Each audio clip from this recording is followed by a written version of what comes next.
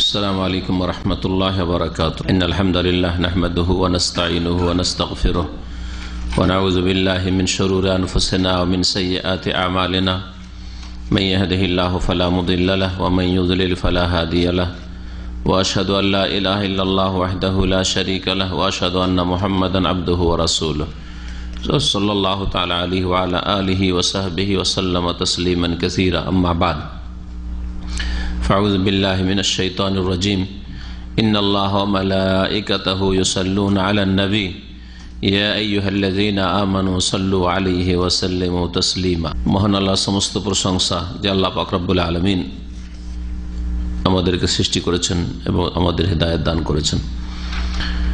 সালাত এবং সালাম নাযিল হোক মুহাম্মদ রাসূলুল্লাহ সাল্লাল্লাহু আলাইহি সাল্লামের উপর, যার প্রতি সালাত ও সালাম দরুদ ও সালাম পেশ করার নির্দেশ আল্লাহ পাক দিয়েছেন, যার জন্য রহমতের দোয়া করে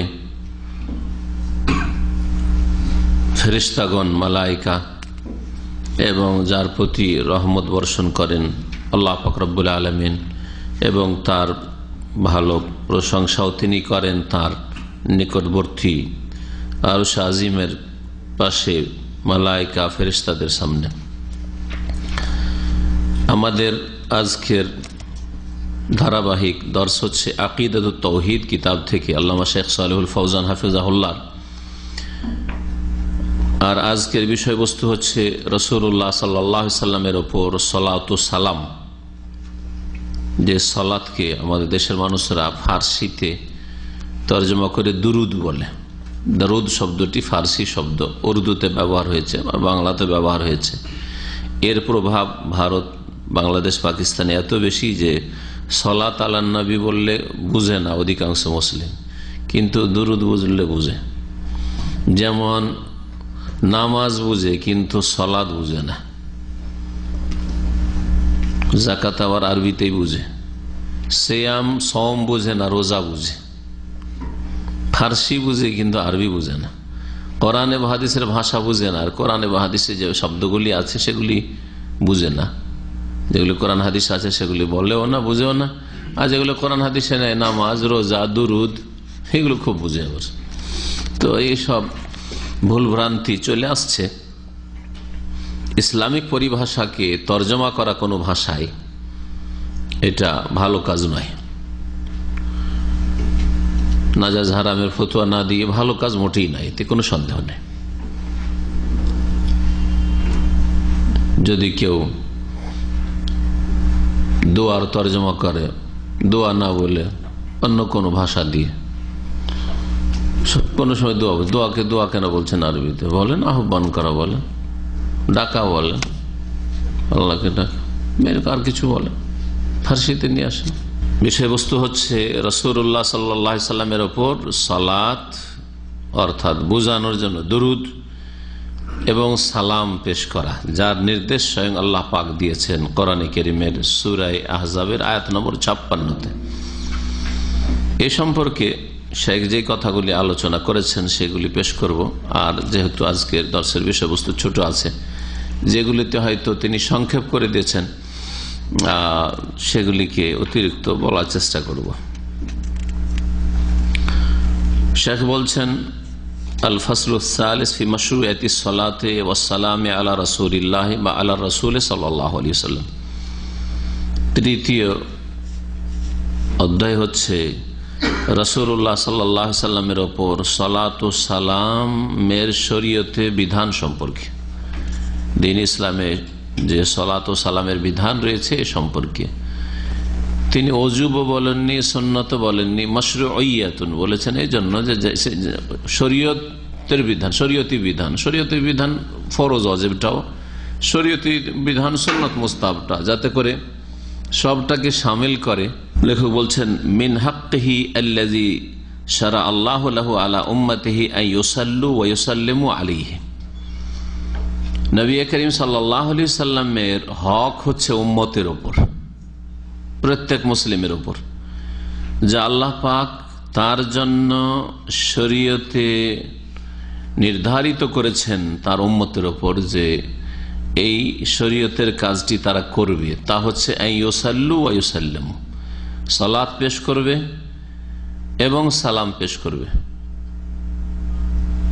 আলাইহি, নবী করিম সাল্লাল্লাহু আলাইহি ওয়াসাল্লামের উপর। তো নবী করিম সাল্লাল্লাহু আলাইহি ওয়াসাল্লামের উপর সালাত এবং সালাম পেশ করা এটি আল্লাহ পাকের পক্ষ থেকে সুনির্ধারিত বিধান, আর এটি হচ্ছে নবী করিম সাল্লাল্লাহু আলাইহি ওয়াসাল্লামের হক, উম্মতের উপর হক। সুতরাং হক আদায় করতে হবে। নবী সাল্লাল্লাহু আলাইহি ওয়াসাল্লাম যে হকগুলি রয়েছে, আমার একটা আলোচনা আছে রাসূলুল্লাহ সাল্লাল্লাহু আলাইহি ওয়াসাল্লামের হক আছে, জানেন আপনারা হয়তো অনেকে। ফাকাদ ক্বাল আল্লাহু তাআলা, মহান আল্লাহ ইরশাদ করেন, ইন্নাল্লাহ ওয়া মালাইকাতাহু ইউসাল্লুনা আলান নবী, নিঃসন্দেহে মহান আল্লাহ এবং তার ফেরেশতারা ইউসাল্লুনা আলান নবী, নবী সাল্লাল্লাহু আলাইহি সাল্লামের উপর সালাত করেন। একসাথে বয়ান করা হয়েছে আল্লাহর সালাত আর মালায়েকা ফেরেশতাদের সালাত, দুটো একই অর্থে নেই, একসাথে বর্ণনা করা হয়েছে। কিন্তু সালাত শব্দটি এমন, যখন যার সাথে সম্পর্কিত হবে তখন সেই রকমের অর্থ হবে। আল্লাহর সাথে যখন সম্পৃক্ত করবেন সালাত শব্দটিকে, তখন তার অর্থ আলাদা হবে। ফেরেশতা মালায়েকার সাথে যখন সম্পৃক্ত করবেন যে মালায়েকা সালাত করেন, তখন আলাদা অর্থ হবে। এইরকম হবে বান্দা মানুষের সাথে নবী করিম সাল্লাল্লাহু আলাইহি ওয়াসাল্লাম উম্মত মুসলিম যখন সালাত পেশ করবে, তখন অর্থ আলাদা হবে। এই অর্থগুলি জানতে হবে। এক মূর্খ বক্তার কথা বলছি, বাংলায় বলছে যে নবীর কথা আলোচনা করতে নবীর ওপর আল্লাহ দুরূদ পেশ করেন, নবীর ওপর আল্লাহ কি করেন? দুরূদ পেশ করেন। জাহিল বক্তা। দুরূদ পেশ করা, যে পেশ করে যার কাছে, তো যে পেশ করে সে ছোট না বড়? আর যার কাছে পেশ করা হয় সে বড়। তো এই ভাষা দিয়ে যদি কেউ বক্তব্য করে, তো ওর মতো মূর্খ কেউ আছে ইসলাম সম্পর্কে এত বড় জাহিল যে আল্লাহ নবীর উপরে দুরূদ পেশ করছেন, নবীর উপরে দুরূদ পাঠ করছেন। পেশ করা অথবা পাঠ করা দুটোই বেয়াদবি শব্দ আল্লাহর ক্ষেত্রে। আল্লাহ হচ্ছেন খালেক, সৃষ্টিকর্তা। আল্লাহ যেমন আপনাকে আমাকে সৃষ্টি করেছেন, তেমন মুহাম্মদ রাসূলুল্লাহকে সৃষ্টি করেছেন। আল্লাহ হচ্ছেন মাবুদ, তিনি যেমন আমাদের মাবুদ, তেমন মুহাম্মদ রাসূলুল্লাহ সাল্লাল্লাহু আলাইহি ওয়াসাল্লামের মাবুদ। নাকি ঠিক নাই? আমরা যেমন আল্লাহর গোলাম, তেমনি মুহাম্মদ সাল্লাল্লাহু আলাইহি ওয়াসাল্লাম আল্লাহর গোলাম, আল্লাহর বান্দা, আবদুহু ওয়া রাসূলুহু। এই কালেমা যদি না বলেন, না বিশ্বাস করেন, তো মুসলিমই না আপনি। যদি বলেন যে আমি মুহাম্মদ সাল্লাল্লাহু আলাইহি ওয়াসাল্লামকে রাসূল বিশ্বাস করি, কিন্তু আবদুহু বিশ্বাস করি না, আল্লাহর বান্দা কথা বিশ্বাস, তার আপনি মুসলিমই না, ঠিক কিনা? তাহলে আব্দ মানি তো গোলাম, আব্দ মানি দাস। তাহলে মালিক মনিব দাসের উপর কি করে? দুরূদ পাঠ করে। অর্থটা কত বড় জাহিলের অর্থ হইল, কত বড় মূর্খ বক্তা এইভাবে বয়ান করছে। আর এই বক্তব্যগুলো ছড়িয়ে আছে কিন্তু বাংলাদেশে, বাংলা ভাষায়। কিন্তু এই জন্য সতর্ক করছি, যখন কোন কোরআনের আয়াত অথবা হাদিসের অনুবাদ করবেন, তখন যাতে করে আদবের খেয়াল থাকে, আল্লাহর আদবের খেয়াল থাকে, রাসূলের ক্ষেত্রে রাসূলের আদবের খেয়াল থাকে, বড় ব্যক্তির হলে বড় ব্যক্তির আদবের খেয়াল থাকে। আপনি বাপ মায়ের আদবের খেয়াল করে যদি কথা বলেন, তাহলে রাসূলুল্লাহ সাল্লাল্লাহু আলাইহি ওয়াসাল্লামের আদবের কত খেয়াল রাখা দরকার আপনার। যদি আপনি রাসূলুল্লাহ সাল্লাল্লাহু আলাইহি ওয়াসাল্লামের আপনার নিজের বাপ মায়ের, আপনার বড়র যারা বয়োজ্যেষ্ঠ, তাদের আপনি শ্রদ্ধার খেয়াল রেখে কথা বলেন, তাহলে রব্বুল আলামিন যিনি সৃষ্টিকর্তা, যিনি মাবুদ, তার কতটা আপনি ইহতিরাম এবং ইজ্জত আর মর্যাদা দিয়ে কথা বলবেন। আমা কাদারুল্লাহ হাক্কা কাদরিহি। এই জাহিল বক্তারা আল্লাহ পাকের যেমন মর্যাদা দেওয়া আবশ্যক ছিল, সেই মর্যাদা তারা দেয় না। আল্লাহর যে কদর মর্যাদা ছিল বা আছে, সেটা তারা দিয়ে থাকে না। বেয়াদবেরা, যারা আল্লাহর সামনে বেয়াদবি করে, তাদের হাসর কোথায় হবে চিন্তা করুন। তাহলে আল্লাহ রাব্বুল আলামিন, ইন্নাল্লাহ, আল্লাহ সালাত করেন। আমি বললাম সালাত, বললাম না পেশ করেন, বললাম যে সালাত পাঠ করেন। পেশ করেন, পাঠ করেন আর করেন, পার্থক্য আছে। আল্লাহর সালাত করা কেমন হয় এখন জানতে হবে আপনাকে। আল্লাহ নবীকে সালাত করেন, একটা অর্থ হচ্ছে নবীর ওপর রহমত বরকত নাজিল করেন। নবীর ওপর কি করেন? রহমত বরকত নাজিল করেন। অর্থ ফিট হইল কি হইল না? রহমত বরকত নাজিল করা ওপর থেকে হয়, বড় থেকে হয় ছোটর ওপর, ঠিক না? আদব ঠিক আছে কি নেই? জি হ্যাঁ, এটা হচ্ছে ইসলাম। আল্লাহ রাব্বুল আলামিন যে সালাত করেন এর কি অর্থ আসছে, অর্থটি কি, তবে তখন আবার বলছি। তো আল্লাহ রাব্বুল আলামিন একটা অর্থ, এখন একটা অর্থ দিয়ে তর্জমা করে যায়। আল্লাহ নিঃসন্দেহে আল্লাহ রাব্বুল আলামিন কেউ নবী সাল্লাল্লাহু আলাইহি ওয়াসাল্লামের ওপর কি করেন? রহমত এবং বরকত নাজিল করেন। এবং ওয়ামালায়েকাতুহু, তার ফেরেশতারা যে সালাত করেন, মানে তার ফেরেশতারা নবী করিম সাল্লাল্লাহু আলাইহি সাল্লামের ওপর সালাত করেন, মানে হচ্ছে তার জন্য কি করেন?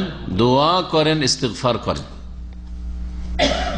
নবী করিম সাল্লাল্লাহু আলাইহি ওয়াসাল্লামের জন্য, নবীর জন্য দোয়া করেন মালায়েকা ফেরেশতা, জিবরাইল, মিকাইল, ইসরাফিল, সমস্ত মালায়েকা। যখন ফেরেশতারা দোয়া করেন, ইয়া আইয়ুহাল্লাযীনা আমানু, হে মুমিন সকল, সাল্লু আলাইহি, সুতরাং তোমরাও তার প্রতি সালাত করো, মানে সালাত পেশ করো। এখন বলে সালাত পেশ করো, সালাত পাঠ করো, কারণ আপনি পাঠ করছেন, পাঠ করছি না? আল্লাহুম্মা সাল্লি আলা মুহাম্মদ, আসসালামু আলাইকা আইয়ুহান নবী ওয়া রাহমাতুল্লাহি ওয়া বারাকাতুহু, পাঠ করছি না? করছি না? আর পাঠ করার হুকুম আছে, পাঠ করতে হবে। সুতরাং যদি যে কোনো বান্দা হোক রাসূলুল্লাহ সাল্লাল্লাহু আলাইহি ওয়াসাল্লামের ওপর সালাত ও সালাম পেশ করবে, পাঠ করবে, এটা রাসূলুল্লাহ হক। কিন্তু আপনার আল্লাহ নবীর ওপর সালাত পাঠ করে, আল্লাহ দরুদ পাঠ করে, বেয়াদবি কথা। মানে আল্লাহ নবীর ওপর দরুদ পাঠ করে, সাল্লু আলাইহি, তার প্রতি সালাত পেশ করে একটা হুকুম।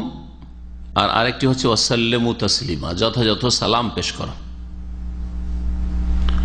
তো মানুষ সালাম পেশ করবে নবী করিম সাল্লাল্লাহু আলাইহি সাল্লামের উপর কিভাবে শিখিয়ে দিয়েছেন রাসূলুল্লাহ সাল্লাল্লাহু আলাইহি সাল্লাম, শিখিয়ে দিয়েছেন কিভাবে করতে হবে। নবী করিম সাল্লাল্লাহু আলাইহি সাল্লামকে সাহাবীরা জিজ্ঞাসা, সহিহ বুখারীতে হাদিস রয়েছে, ইয়া রাসূলুল্লাহ আরাফনা কাইফা নুসাল্লি আলাইক ফাকাইফা নুসাল্লিম আলাইক, কাইফা নুসাল্লিম আলাইক ফাকাইফা নুসাল্লি আলাইক। হে আল্লাহ রাসূল সাল্লাল্লাহু আলাইহি সাল্লাম, আমরা জানতে পেরেছি যে কেমন করে আপনার ওপর সালাম পেশ করব, আপনার ওপর সালাম কেমন করে পেশ করবো এটা জানতে পেরেছি। ফাকাইফা নুসাল্লি আলাইক, এখন সালাতের যে হুকুমটা আছে, সাল্লু আলাইহি ওয়া সাল্লিমু তাসলিমা, দ্বিতীয় হুকুম, প্রথমে সাল্লু আগে বলা হয়েছে, তারপর সাল্লিমু। তো সালাম কেমন করে পেশ করতে হবে জেনে গেছি, কিন্তু সালাত পেশ করতে হবে কেমন করে? তখন নবী কারীম সাল্লাল্লাহু আলাইহি ওয়াসাল্লাম কুলু আল্লাহুম্মা সাল্লি আলা মুহাম্মদ ওয়া আলা আলি মুহাম্মদ কামা সাল্লাইতা আলা ইব্রাহিম ওয়া আলা আলি ইব্রাহিম ইন্নাকা হামিদুম মাজিদ। সাহাবীরা যে বলেন, আমরা জেনে ফেলেছি যে কেমন করে সালাম পেশ করব। কিভাবে জানলেন? তাশাহুদ। তার মানে সাহাবীরা বলতে চাইছে, ইয়া রাসূলুল্লাহ, আপনি আমাদেরকে তাশাহুদে শিখিয়ে দিয়েছেন, আত-তাহিয়াতু লিল্লাহি ওয়াস সালাওয়াতু ওয়াত তাইয়্যিবাতু আসসালামু আলাইকা আইয়ুহান নবী ওয়া রাহমাতুল্লাহি ওয়া বারাকাতুহু। সুতরাং সালাম কেমন করে পেশ করতে হবে? সালামে আসসালামু আলাইকা আছে, রাহমাতুল্লাহ আছে, আর ওয়া বারাকাতুহু, তিনটি। আল্লাহ রাব্বুল কোরআনে কারীমে কিন্তু সালাম শব্দটি শুধু ব্যবহার করেছে, কিন্তু সালাম কেমন করে পেশ করতে হয়? সালামে আসসালামু আলাইকুম, একজন মুসলিম আরেকজন মুসলিমকে সালাম দিচ্ছে, পূর্ণ সালাম হচ্ছে আসসালামু আলাইকুম ওয়া রাহমাতুল্লাহি ওয়া বারাকাতুহু। ঠিক তেমনি আসসালামু আলাইকা আইয়ুহান নবী ওয়া রাহমাতুল্লাহি ওয়া বারাকাতুহু। কোরআনে তো শুধু আছে সালাম পেশ করা, কিন্তু পূর্ণ সালাম যেহেতু সালাম, রহমত, বরকত, তিনটি সমষ্টির নাম, সুতরাং আত্তাহিয়াতে এইভাবে আল্লাহ শিখিয়ে দিয়েছেন। আত্তাহিয়াত রাসূলুল্লাহ সাল্লাল্লাহু আলাইহি ওয়াসাল্লাম তাহলে দুরুদ ইব্রাহিম বা সালাতে ইব্রাহিমের আগে শিখিয়েছেন, বোঝা গেল। আল্লাহুম্মা সাল্লি আলা মুহাম্মদ আল্লাহু বারিক আলা মুহাম্মদ শিখাবার আগে নবী সাল্লাল্লাহু আলাইহি ওয়াসাল্লাম কি শিখিয়ে দিয়েছেন? আত্তাহিয়াত, তাশাহুদ শিখিয়ে দিয়েছেন। এই হাদিস প্রমাণ করে। তারপরে তখন সালাতে ইব্রাহিম আল্লাহুম্মা সাল্লি আলা মুহাম্মদ আল্লাহু বারিক আলা মুহাম্মদ ইন্নাকা হামিদুম মাজিদ পর্যন্ত শিখালেন রাসূলুল্লাহ সাল্লাল্লাহু আলাইহি ওয়াসাল্লাম। ওয়াকাদ ওয়ারাদা আন্না মানা সালাতিল্লাহ তাআলা সানাউহু আলাইহি ইনদাল মালায়েকা। আর বর্ণিত হয়েছে, শেখ বলছেন যে বর্ণিত হয়েছে মানে হাদিসে এসেছে, তাবেঈর উক্তি, এটি প্রখ্যাত তাবেঈ আবুল আলিয়া রাহমাতুল্লাহ আলাইহি, কি আন্না মানা সলাতিল্লাহ তাআলা, মহান আল্লাহর সলাত করা রসুলের ওপর, যে আল্লাহ সালাত করেন, এর মানে সানাউহু আলাইহি, রাসূলুল্লাহ সাল্লাল্লাহু আলাইহি সাল্লামের গুণগান, ভালো গুণ চর্চা করা, ভালো গুণ চর্চা করা ইনদাল মালায়েকা, ফেরেশতাগণের সামনে। আল্লাহ রাব্বুল আলামিন তার আরশ আজিমে আর তার চারিদিকে রহমতের ফেরেশতারা রয়েছে অসংখ্য, তাদের সামনে নবী করিম সাল্লাল্লাহু আলাইহি সাল্লামের ভালো কথা আলোচনা করেন, উল্লেখ করেন, নবীর গুণাবলী ইত্যাদি। যেমন আপনারা কোন একটা মজলিসে বসে আছেন, আর যে ব্যক্তি আপনার কাছে ভালো, তার গুণ চর্চা করেন না? করেন। ভাই অমুক যে আছেন না ভালো, যে কোনো সাবজেক্টেরই হোক, হয়তো কখনো কখনো কোনো ডাক্তারের, শরীরের চিকিৎসকের আপনি প্রশংসা করছেন, গুণ বয়ান করছেন, আর কখনো কখনো আপনি কোনো আলেমের দ্বীনের গুণ বয়ান করছেন, কখনো কখনো আপনি কোনো শাসকের, ভালো শাসকের গুণ বয়ান করছেন, যে তার দ্বারা ভালো কাজ হয়েছে কোন দেশে বা ইত্যাদি, এই আর কি। তো ওই রকমই আল্লাহ রাব্বুল আলামিন স্বয়ং যিনি মাবুদ, যিনি সৃষ্টিকর্তা, যিনি খালেক, তিনি নবী করিম সাল্লাল্লাহু আলাইহি সাল্লামের ভালো গুণ চর্চা করেন, আর নবী সাল্লাল্লাহু আলাইহি সাল্লামের সব গুণই ভালো। এ সম্পর্কে সরাসরি সহিহ বুখারী থেকে আপনাদেরকে শোনাই যে সালাত মানে কি, আল্লাহর সালাত মানে কি। কালা আবুল আলিয়া, ইমাম বুখারী রাহমাতুল্লাহ আলাইহি বলছেন যে প্রখ্যাত তাবী আবুল আলিয়া রাহমাতুল্লাহ আলাইহি বলছেন, সালাতুল্লাহ সানাউহু আলাইহি ইনদাল মালায়েকা, আল্লাহর সালাত করা হচ্ছে সানাউহু আলাইহি, আল্লাহ পাকের গুণ চর্চা করা, আলাইহি তার মানে নবীর, ইনদাল মালায়েকা ফেরেশতাদের সামনে, ওয়া সালাতুল মালায়েকা আর অমালায়েকাতুহু ইউসাল্লুন, আর ফেরেশতারা যে নবীর উপর সালাত পেশ করেন, ওটা মানে কি, আর দোয়া, দোয়ার অর্থে তিনি বলেছেন। তার মানে ফেরেশতারা কি করেন, নবী করিম সাল্লাল্লাহু আলাইহি ওয়াসাল্লামের জন্য রহমতের, বরকতের, মাগফিরাতের, যে কল্যাণ দুনিয়া আখিরাতের সার্বিক কল্যাণের দোয়া করেন।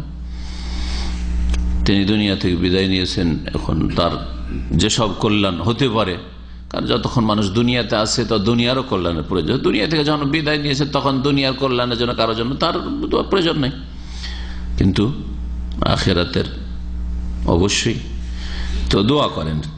কালা ইবনে আব্বাস, প্রখ্যাত সাহাবী আব্দুল্লাহ বিন আব্বাস রাদিয়াল্লাহু তাআলা আনহুমা, তিনি অন্য দ্বিতীয় তাফসীরটি করেছেন, যা দিয়ে প্রথম অর্থ করেছি। কি অর্থ করেছি? রহমত আর বরকত, তাই না? তিনি বলছেন ইন্নাল্লাহ ওয়া মালায়েকাতু ইউসাল্লুন মানে ইউবাররিকুন, ইউবাররিকুন যদি এই অর্থ হয়, তাহলে আল্লাহ রাব্বুল আলামিনের ক্ষেত্রে বরকত নাযিল করেন, কারণ তিনি বরকতের মালিক। তাবারাকাল্লাযী, মুবারক তিনি, তাবারাকাল্লাযী বিয়াদিহিল মুলক, তাবারাকাল্লাযী নাযালাল ফুরকান, ফাতাবারাকাল্লাহু আহসানুল খালিকিন, বরকতের মালিক আল্লাহ রাব্বুল আলামিন, বরকত আল্লাহ পাকের হাতে। আর ফেরেশতাদের ক্ষেত্রে যদি বলা হয় ইউবাররিকুন, তখন অর্থ হবে তারা বরকতের দোয়া করেন। নবী করিম সাল্লাল্লাহু আলাইহি ওয়াসাল্লাম হাদিস আছে, কোন একটা শিশুকে নিয়ে আসা হলো, বারাকা আলাইহি মানে বরকতের দোয়া করলেন, দা আলাহু বিল বারাকা, বরকতের দোয়া করলেন, দা আলাহু বিল বারাকা,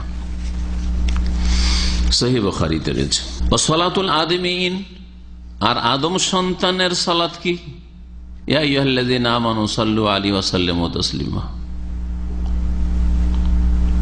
তাদের সালাত কি। তারপরে এমনিও সালাত, আপনার এই নবী সাল্লাল্লাহু আলাইহি ওয়াসাল্লামের উপর সালাত, যেটাকে দুরূদ বলা হচ্ছে, এটা ছাড়াও সালাত শব্দটি আমভাবে দোয়া ইস্তেগফারের ক্ষেত্রে ব্যবহার হয়ে থাকে। যেমন হাদিসে আছে, যে তিরমিজিতে হাদিস রয়েছে, হাদিস সহিহ, যে আলেমে দ্বীনের জন্য সবকিছু ইস্তেগফার করে, সেখানে রয়েছে আল্লাহর ফেরেশতারা লা ইউসাল্লুনা আলা মুআল্লিমিন নাসিল খায়রা, সালাত শব্দটি ব্যবহার হয়েছে।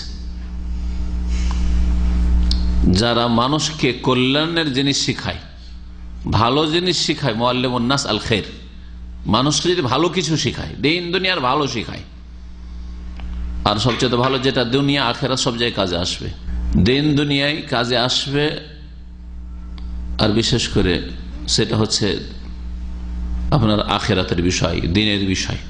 দিনের বিষয় যদি শিখান তো আপনার পার্থিব জীবনে কাজে আসবে, ইহকালও কাজে আসে, পরকালে কাজে আসবে। ইস্তেগফার করা, লা ইউসাল্লুনা আলা মুআল্লিমিন নাসিল খায়রা, যারা মানুষকে ভালো কিছু শিখায় তাদের জন্য ফেরেশতারা কি করেন, আর তারপরে আহলুস সামাওয়াতি ওয়াল আরদ, যখন মানুষের কথা মানুষ, আল্লাহর সৃষ্টি অন্যান্য সৃষ্টি, তখন মাগফিরাতের দোয়া করেন, মার্জনা কামর, ইস্তিগফারের অর্থ। তো সলাতুল আদমিন, আদম সন্তানের সলাত হচ্ছে ইস্তিগফার করা। জি, সহিহ বুখারীতে রয়েছে। ওয়াকাদ আখবার আল্লাহ সুবহানাহু ফি হাযিহিল আয়াত আন মানজিলাতি আবদিহি ওয়া নবিয়্যিহি ইনদাহু ফিল মালাইল আলা। তাহলে এই আয়াতে আল্লাহ রাব্বুল আলামিন শেখ বলছেন যে নবী করিম সাল্লাল্লাহু আলাইহি সাল্লামের যে মর্যাদা রয়েছে আল্লাহ পাকের নিকট মালাই আলাতে, সুউচ্চ জামাত, আল্লাহর মুকাররাবিন ফেরেশতা, আল্লাহ পাকের আরশে আজিমের চারপাশে যে অসংখ্য ফেরেশতা রয়েছে তাদের মাঝে, সেটা এখানে ফুটে উঠেছে আয়াতে। যে আল্লাহ রাব্বুল আলামিন তাদের কথা আলোচনা আবার জায়গা, আপনার আলোচনা এখানে হচ্ছে, বাজারে হচ্ছে, আর যদি কোথাও এমন গুরুত্বপূর্ণ স্থানে যদি আপনার আলোচনা হয়, রাষ্ট্রপতি ভবনে হচ্ছে, পার্লামেন্টে হচ্ছে, আপনার আলোচনা মসজিদে হারামে, মসজিদে নববীতে হচ্ছে, গুরুত্ব বাড়লো না? বাড়লো না? তো জমিনেই যদি স্থান পরিবর্তনে আলোচনা, একই আলোচনা বিষয়বস্তু আপনার সুনামি হচ্ছে, কিন্তু স্থান বিশেষে কি হয়ে যাচ্ছে, তার গুরুত্ব বেড়ে যাচ্ছে। তাহলে আল্লাহ রাব্বুল আলামিনের আরশে আজিমের কাছে যদি আলোচনা হয়, তাহলে কত বড় নবী করিম সাল্লাল্লাহু আলাইহি ওয়াসাল্লামের মর্যাদা রয়েছে আল্লাহ পাকের কাছে। বিআন্নাহু ইউসনি আলাইহি ইনদাল মালায়েকা আল মুকাররাবিন, যে আল্লাহ পাক তার গুণ চর্চা করেন নবী সাল্লাল্লাহু আলাইহি ওয়াসাল্লামের আল্লাহর নিকটবর্তী ফেরেশতাদের সামনে। ওয়া আন্নাল মালায়েকাতা তুসাল্লি আলাইহি, আর ফেরেশতারা নবী সাল্লাল্লাহু আলাইহি ওয়াসাল্লামের জন্য দোয়া করতে থাকেন। ফেরেশতারা দোয়া করতে থাকেন, আল্লাহ পাক ভালো গুণ চর্চা করতে থাকেন নবীর। সুম্মা আমারা তাআলা, তখন আল্লাহ বলছেন বান্দাকে, মানুষকে, যে তোমরাও নবীর জন্য দোয়া করো, নবীর জন্য ইস্তিগফার করো, নবীর জন্য বরকতের দোয়া করো, সালাত সালাম। সুম্মা আমারা তাআলা আহলাল আলাম আস-সুফলি বিস-সালাতি ওয়াত তাসলিম আলাইহি, যখন সাত আকাশের উপর নবী করিম সাল্লাল্লাহু আলাইহি ওয়াসাল্লামের গুণের চর্চা আর রহমতের বরকতের দোয়া হয়, তাহলে হে জমিনের অধিবাসীরা, আল আলাম সুফলি মানে আসফাল, সুফল মানে হচ্ছে নিচে, নিম্ন জগৎ, ঊর্ধ্ব জগৎ আসমানের উপরে, আর নিম্ন জগৎ, নিম্ন জগতেও আল্লাহ নির্দেশ দিচ্ছেন, নিম্ন জগতের অধিবাসীকে নির্দেশ দিচ্ছেন, অর্থাৎ মানব জাতিকে, যে সাল্লু আলাইহি ওয়া সাল্লিমু তাসলিমা, নবীর ওপর সালাত পেশ করো আর সালাম পেশ করো। লিয়াজতামিয়া আস-সানাউ আলাইহি মিন আহলিল আলামিল উলুবি ওয়া সুফলি, যাতে করে নবী করিম সাল্লাল্লাহু আলাইহি ওয়াসাল্লামের উপর দোয়া নিম্ন জগৎ থেকে শুরু করে এক ঊর্ধ্ব জগৎ পর্যন্ত, সাত আসমান পর্যন্ত, সব জায়গাতে হতে থাকে, সব জায়গায় হইতে থাকে। যতই বড় ব্যক্তিত্ব আপনি হয়ে যান না কেন, যতই বড় ব্যক্তি দুনিয়ার হয়ে যান, সারা দুনিয়ার সবচেয়ে বড় শক্তিশালী রাষ্ট্রের যদি মালিক, আর তাও দুনিয়াদার মালিক না, আপনি যদি সৎ মালিক হয়ে যান, একবারে খলিফাতুল মুসলিমিন হয়ে যান, বড় বড় খলিফারা যারা ইসলামের ইতিহাসে গেছেন নাই পরায়ণ, তাদের মতো, তারপরে আপনার চর্চা, ভালো চর্চা কোথায় হবে? সীমিত স্থানে, তাই না? সীমিত স্থানে, জমিনেরও কিছু কিছু স্থানে। কিন্তু রাসূলুল্লাহ সাল্লাল্লাহু আলাইহি সাল্লামের গুণ চর্চা এবং তার জন্য দোয়া, রহমতের, বরকতের, আল্লাহুম্মা সাল্লি আলা মুহাম্মদ, আল্লাহুম্মা বারিক আলা মুহাম্মদ, সালাম, এসব সাত আসমান থেকে শুরু করে একেবারে জমিন পর্যন্ত সব জায়গাতে যাতে হতে থাকে, এ হচ্ছে আল্লাহ পাকের নির্দেশ এই আয়াতে। এই আয়াতে মিলাদের কোন গন্ধ পর্যন্ত নেই, আছে? মিলাদ, ওয়ালাদা, ওয়ালাদ মানে কি? সৌদি আরবে তো থাকেন, সবাই বুঝেন। ওয়ালাদ মানে কি? সন্তান। আর ওয়ালাদা মানে জন্ম নেওয়া, এই জন্য সন্তানকে ওয়ালাদ বলে, ও জন্ম নিয়েছে সেই জন্য। লাম ইয়ালিদ ওয়া লাম ইউলাদ, ওয়ালাদ, ওয়ালাদ মানে সন্তান, আর ওয়ালাদা ইয়ালিদ মানে জন্ম নেওয়া। তো মিলাদ মানে জন্মবার্ষিকী বা জন্মের সময়কাল, জন্মের সময়কাল নিতে পারেন যদি আপনি জারফে মাকান নেন, আর না হলে জন্মের কি বলবেন, জন্মের স্থান বা জন্মের জারফে জামান নিলে জন্মের সময়কাল, আর জারফে মাকান হলে এই জন্য মিলাদ, মাকানুল মিলাদ বলেন। মাকানুল মিলাদ মানে জন্ম স্থান, জন্মস্থান। তো মিলাদ মানে হয় জন্মস্থান, আর না হলে জন্মের সময়, জন্মের তারিখ। তো জন্মের তারিখে 12 রবিউল আউয়ালে নবীর ওপর কিছু একসাথে বিদাতি তরিকাতে, নবীও করেননি, সাহাবীরাও করেননি, দরুদ টরুদ পেশ করলেন, আর কিছু মিষ্টি মাষ্টি জিলাপি খেলেন, আর এইসব বিদাত ফিদাত করেন নবী সাহাবায়ে কেরামের তরিকা ছাড়া, আর ওর নাম দিলেন মিলাদ। আর কি করছেন, বলছেন মিলাদ পাঠ করছি। মিলাদ আবার পাঠ করার জিনিস নাকি? আরে ছাই ও তো খাওয়া যায়। কেউ যদি বলে আমি ছাই খাচ্ছি, তাও ছাই খাওয়া যেতে পারে, লাভ হোক আর ক্ষতি হোক, যাই হোক না কেন, হ্যাঁ বেমজা লাও, কিন্তু ঢোকা যাবে, ছাইকে খাওয়া যাবে, ঠিক না? কিন্তু মিলাদ পড়া যায় না। বোঝা গেছে? মিলাদ পড়া যায়, আরে বই পড়া যায়, হ্যাঁ কোরআন পড়া যায়, হাদিস পড়া যায়, দোয়া পড়া যায়, কিন্তু মিলাদ মানে তো জন্মের স্থান, জন্মের স্থান পড়ছি, জন্ম তারিখ পড়ছি। আমি তর্জমা করে দিলাম, মিলাদ পড়ছি মানে কি? আমাদের হুজুর আজকে মিলাদ পাঠ করেছে, মানে জন্মের তারিখ পাঠ করেছে, জন্মের স্থান পাঠ করেছে। কত বড় পাগলের কথা! কেউ বাংলা ভাষায় বললে তো বলে নিঃসন্দেহে এ পাগল হয়ে গেছে, না হলে বলছে যে জন্মের স্থান পড়ছি, বলছে কি করছো তুমি? বলছে জন্মের স্থান পড়ছি আমি। বলছি পাগল এটা একটা। তা আমাদের দেশের এগুলো পাগলামি, মিলাদ করা, তাই না? পাগলামি সব এগুলো। মুশরিক যেমন অবুঝ হয়, এই জন্য মুশরিক এত সুন্দর 3.5 হাতের মানুষ কথা বলতে পারছে, তারপরে মূর্তি পূজা করছে। আরে জীবিত মানুষ মৃত কবর মাজারের পূজা করছে। আরে জীবিতরও যদি পূজা করতো, ওর চাইতে গায়ে শক্তি আছে বেশি, ওর চাইতে বেশি কথা বলতে পারে, ওর চাইতে বেশি কিছু করতে পারে, তা একটা কথা ছিল। তো মুশরিক একবারে পাগল হয়, নির্বোধ, ওর কোনো সেন্স থাকে না, হ্যাঁ সেন্স থাকে না, নির্বোধ একবারে। ঠিক তেমনি বিদাতি ওই রকমই পাগল, এমন কিছু করে যে অর্থই বুঝে না, এত পাগলের পাগল। সাল্লেমু তাসলিমা, শেখ বলছেন আচ্ছা সাল্লেমু তাসলিমা, সালাম পাঠ করো সালাম পাঠ করার মতো। এই হাইয়ু হবে তাহিয়াতুল ইসলাম, ইসলামের যে সালামের তরিকা রয়েছে সেই তরিকায় রাসূলুল্লাহ সাল্লাল্লাহু আলাইহি ওয়াসাল্লামের উপর সালাম পেশ করো। ফাইজা সাল্লাল্লাহু আলা নবী সাল্লাল্লাহু আলাইহি ওয়াসাল্লাম, সুতরাং নবী সাল্লাল্লাহু আলাইহি ওয়াসাল্লামের উপর সালাত পেশ করলে ফালিয়াজমা বাইনা সালাতি ওয়াত তাসলিম, সালাতও পেশ করবেন আর সালামও পেশ করবেন, দুটোই করবেন। আম্বিয়া রসুলগণের ওপর যদি আলাইহিস সালাম বলেন যথেষ্ট, আদম আলাইহিস সালাম, ঠিক না, নূহ আলাইহিস সালাম, যদি সালাত সালাম দুটো লাগান জায়েজ, ভালো কথা। কিন্তু যদি কেউ বলে মুসা আলাইহিস সালাম যথেষ্ট, কারণ আল্লাহ পাক কোরআনে কারীমে বলে সুবহান রাব্বিকা রাব্বিল ইজ্জাতি আম্মা ইয়াসিফুন ওয়া সালামুন আলাল মুরসালিন। আল্লাহ ওয়া সালাতুন ওয়া সালামুন আলাল মুরসালিন বলেন নাই, কি বলেছেন? রাসূলগণের উপর কি হোক, ওয়া সালামুন, সালাম বর্ষিত হোক, শান্তির ধারা বর্ষিত হোক, আলহামদুলিল্লাহি রাব্বিল আলামিন। বুঝলেন না? এই আয়াত থেকে নেওয়া হয়েছে আম্বিয়া রসুলগণ, অন্যান্য নবীদের ক্ষেত্রে আলাইহিস সালাম বা অন্যান্য নবী গণের একসাথে আলোচনা আসলো আলাইহিমুস সালাম, তাদের উপর সালাম বর্ষিত হোক। কিন্তু তার সাথে কেউ যদি বলে আলাইহিমুস সালাতু ওয়াস সালাম বা আলাইহিস সালাতু ওয়াস সালাম, ঈসা আলাইহিস সালাতু ওয়াস সালাম, জায়েজ, অসুবিধা নেই। কিন্তু যথেষ্ট, আপনি কোন হকে ঘাটতি করলেন না যদি আলাইহিস সালাম বলেন, যে ঈসা আলাইহিস সালাম, মুসা আলাইহিস সালাম।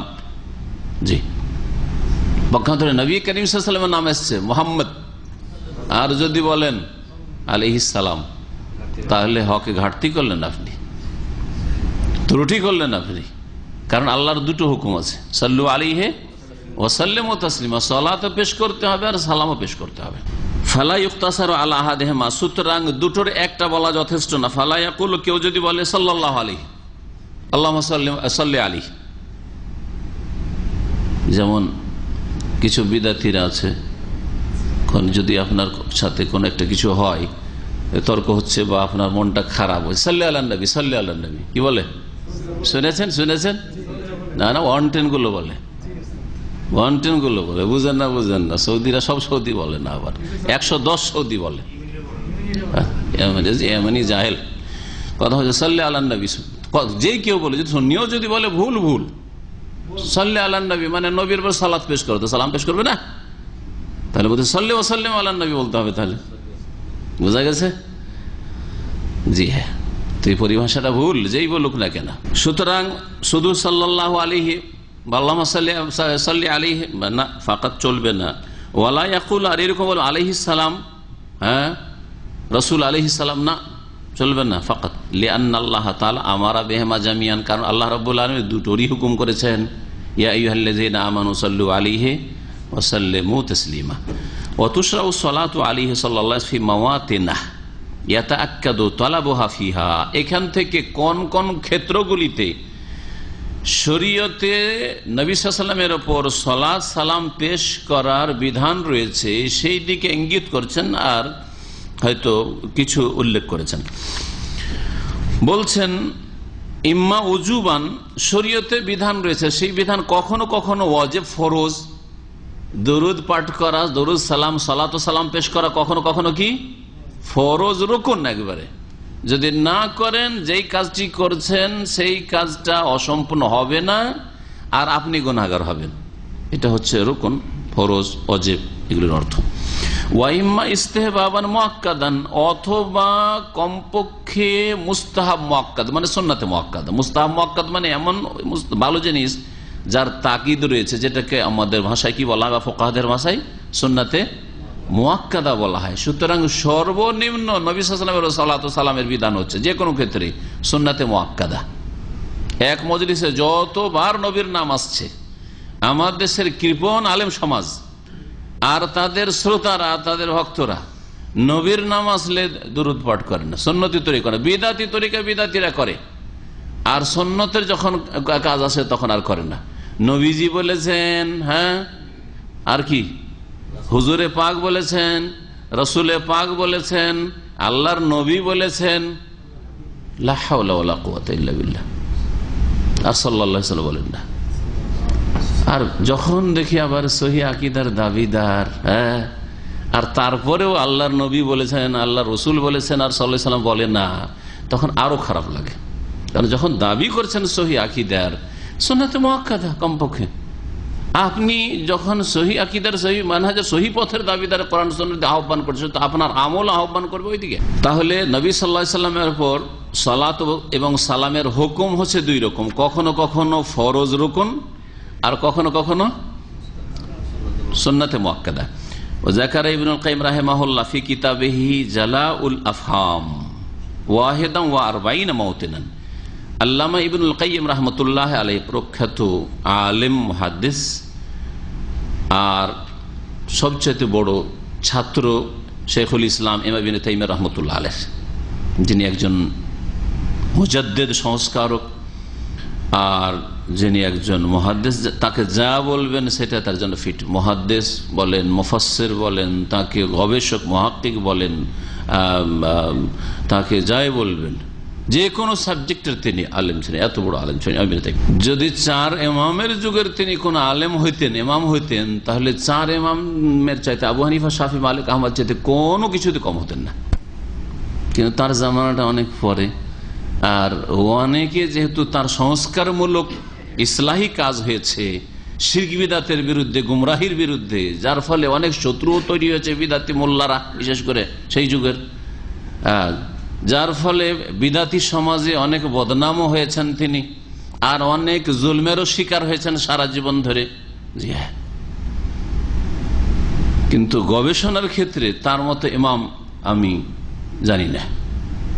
তার মতো গবেষণা, তিনি যেই রাস্তা খুলেছেন গবেষণার, আমাদের সামনে এইসব রাস্তা বন্ধই থাকতো যদি এইরকম আইম্মায়ে কেরাম এই তাহকিক আর গবেষণার আর তাজদিদ সংস্কারের রাস্তা না খুলতেন, তাহলে আমরাও এইরকমই মুকাল্লিদি থাকতাম, অন্ধ অনুসরণী করতাম।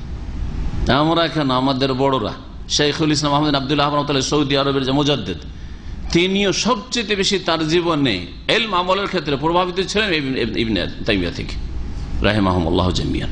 বড় ব্যক্তিত্বের বড় ছাত্র ইবনুল কাইয়িম রাহমাতুল্লাহ, অনেক কিতাবাদি, অনেক লেখনী রয়েছে। ইবনুল কাইয়িম রাহমাতুল্লাহ আলাইহির একটি কিতাব নবী সাল্লাল্লাহু আলাইহি ওয়াসাল্লাম হকের ক্ষেত্রে, বিশেষ করে দরুদ, জালাউল আফহাম, এই কিতাবে 41টি ক্ষেত্র উল্লেখ করেছেন রাসূলুল্লাহ সাল্লাল্লাহু আলাইহি ওয়াসাল্লামের উপর দরুদ পাঠ করার।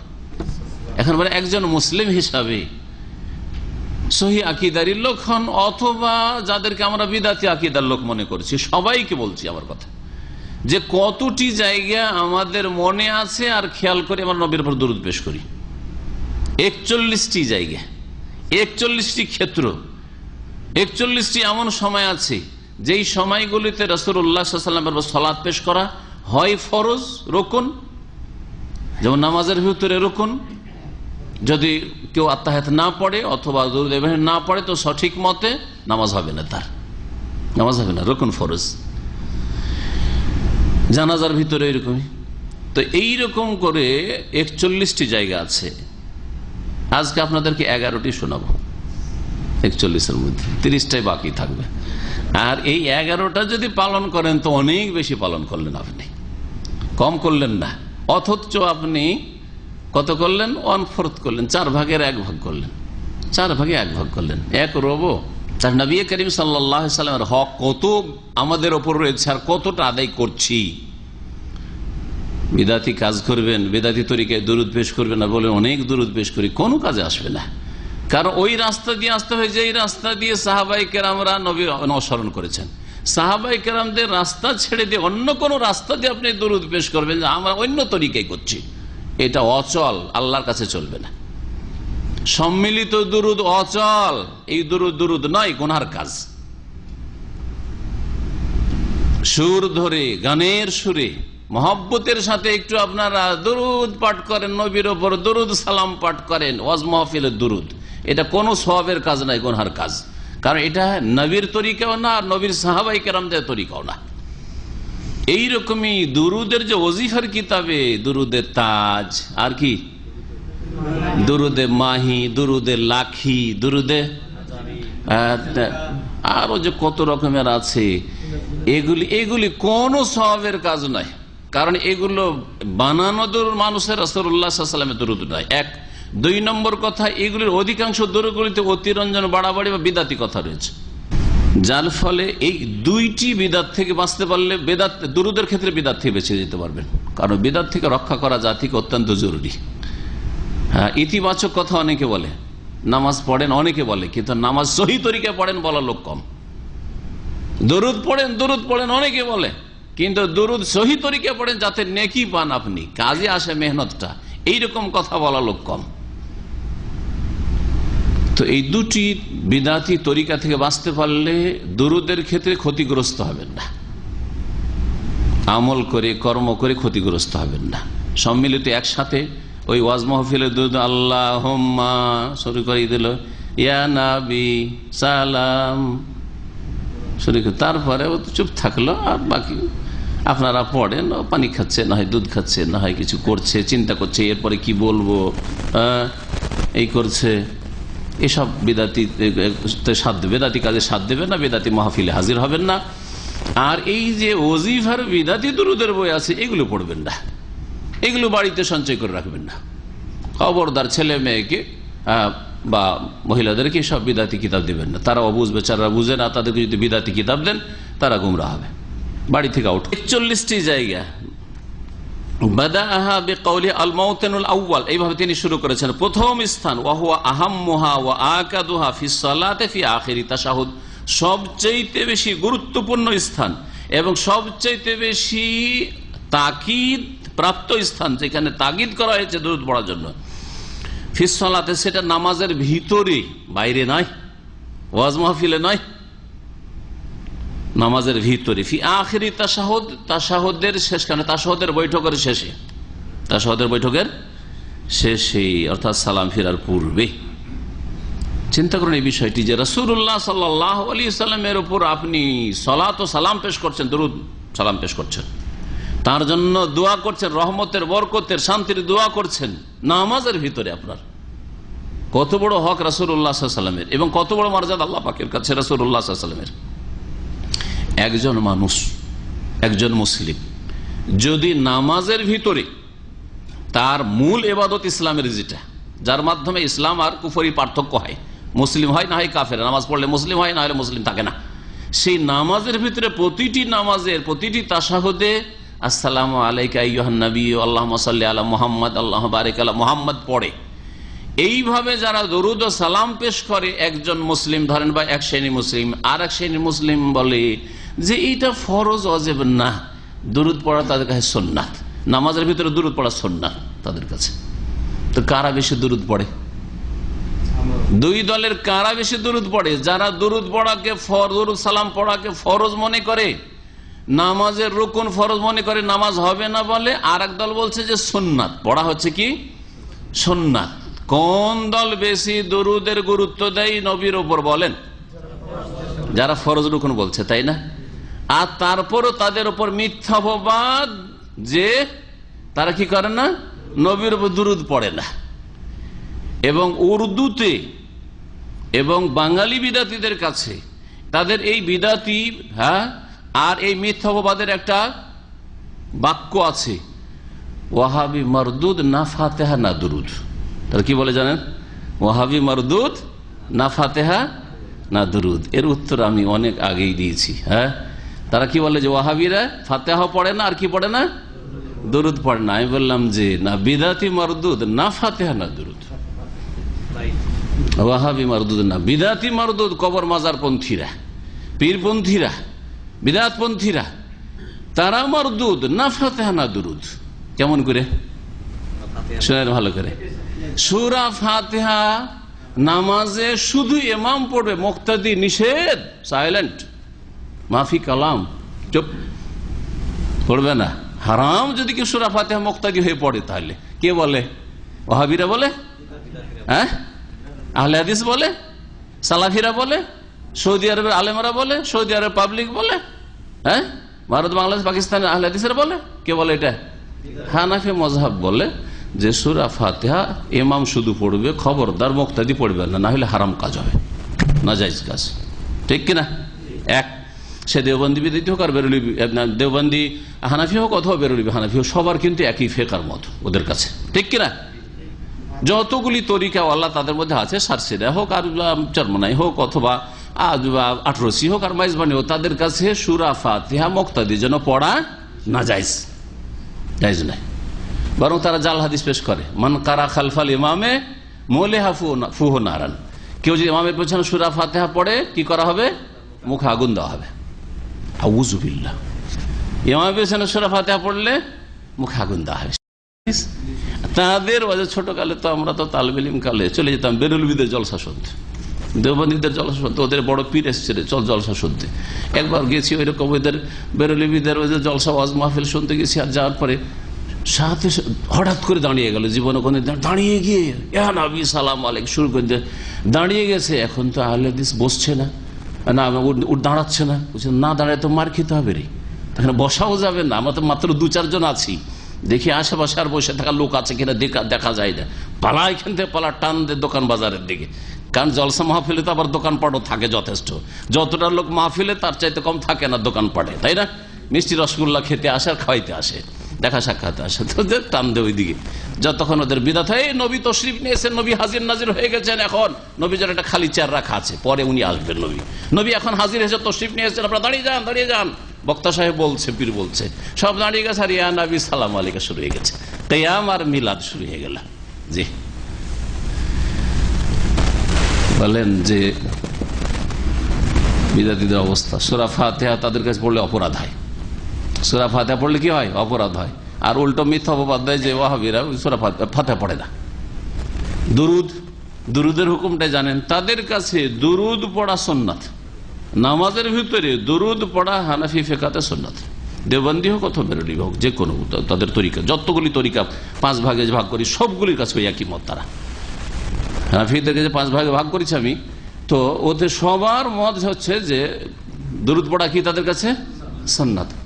তাশাহুদ পড়াও তাদের কাছে তেমন ফরজ নাই, কারণ তাদের কাছে ফরজ হচ্ছে মেকদারুত তাশাহুদ, বসা। তাশাহুদের সমান বসলি হবে, তাশাহুদের সমান বসলি হবে। আর তাশাহুদ ফরজ নাই তাদের কাছে। সুতরাং আসসালামু আলাইকা আইয়ুহান নবীও তাদের কাছে ফরজ নয়, আল্লাহুম্মা সাল্লি আলা মুহাম্মাদ আল্লাহুম্মা বারিক আলা মুহাম্মাদও তাদের কাছে ফরজ নয়। যে যারা ওয়াহাবি বলে গাল দেয় তাদের কাছে। তো তোমাদের কাছে নামাজের ভিতরে যেখানে জরুরি সেখানেই দুরুদের গুরুত্ব নাই, সূরা ফাতিহা পড়ার অনুমতি নাই, আর যারা পড়ে তাদের উপর উল্টা দোষ, তোমাদের দোষটা ওদের উপর চাপিয়ে দিলে উল্টো দোষটা এরকমই করে। আজকালকার দুনিয়াতে যারা চুরি করে, যারা খুন করে, তারা এইসব দোষগুলি অন্যদের উপর চাপিয়ে দেয়, নির্দোষীদের উপর চাপিয়ে দেয়, নিজে না নির্দোষী হওয়ার জন্য, যাতে করে আমাদের সম্পর্কে কেউ চিন্তা না করে, কারণ আমরাই ক্লেম করেছি আগে, বোঝা গেছে? তো অথচ সৌদি আরব আলেমদের কাছে শোনেন, হাম্বলি মযহাবে শোনেন, সালাফিদের মযহাবে শোনেন, মুহাদ্দিসিনে কেরামদের মত শোনেন যে তাশাহুদ ছাড়া, আত্তাহিয়াত ছাড়াও নামাজ হয় না, আর আল্লাহুম্মা সাল্লি আলা মুহাম্মদ আল্লাহু বারিক আলা মুহাম্মদ ছাড়াও নামাজ হয় না। দুটোই রুকুন, 14টা রুকুনের দুটোই রুকুন, জানা আছে তো আপনাদের 14টা যে রুকুন, তাদের কাছে এই দুটো রুকুন নাই। তাশাহুদের সমান বসলে হবে, এটা হচ্ছে ফরজ তাদের কাছে, প্রথম জায়গা বলা হইল। আর বাকি তিনি বলেন ওয়াকাদ আজমা আল মুসলিমুন আলা মাশরুইয়াতিহি, সমস্ত মুসলিমদের এই বিষয়ে ইজমা রয়েছে যে রাসূলুল্লাহ সাল্লাল্লাহু আলাইহি ওয়াসাল্লামের উপর সালাত ও সালাম পেশ করা শরীয়তের একটি বিধান। কোন ক্ষেত্রে কখন ফরজ আর সুন্নাত এগুলো নিয়ে ইখতিলাফ আছে, কিন্তু এমনিতে ইজমা উম্মত ইসলামী আর উলামাদের রয়েছে যে শরীয়তের একটি বিধান হচ্ছে নবী সাল্লাল্লাহু আলাইহি ওয়াসাল্লাম সালাত ও সালাম পেশ করা। ওয়াখতালাফু ফি উজুবিহি ফিহা, নামাজের ভিতরে, সালাতের ভিতরে এই সালাত ও সালাম ওয়াজিব ফরজ কি না এই বিষয়ে দ্বিমত রয়েছে। কেউ সুন্নত বলেছেন, কেউ ফরজ বলেছেন, রুকুন বলেছেন ইত্যাদি। সুম্মা যাকারা মিনাল মাওয়াতিন, তারপরে আর কিছু জায়গা তিনি উল্লেখ করেছেন, তার মধ্যে একটি হচ্ছে আখিরাল কুনুত, কুনুতের শেষে। দেখেন এখানে যখন কুনুত পড়া হয়, কুনুতের শেষখানে কি বলে? ওয়া সাল্লাল্লাহু ওয়া সাল্লাম আলা নবিয়িনা মুহাম্মদ বলে না? আল্লাহুম্মা হদিনা ফিমান হাদাইত ওয়া আফিনা ফিমান আফাইত ওয়া তাওয়াল্লানা ফিমান তাওয়াল্লাইত ওয়া বারিক লানা ফিমা, এই করতে করতে তারপরে যখন শেষ হয় তখন ওয়া সাল্লাল্লাহু ওয়া সাল্লাম আলা নবিয়িনা মুহাম্মদ ওয়া আলা আলিহি ওয়া সাল্লাম, বা আল্লাহুম্মা সাল্লি ওয়া সাল্লিম, যেভাবে হোক বললেই হল। কিন্তু সালাত সালাম পেশ করার একটি ক্ষেত্র এটি। ওয়াফিল খুতাবি, আর খুতবাতে কয়টি জায়গা হলো?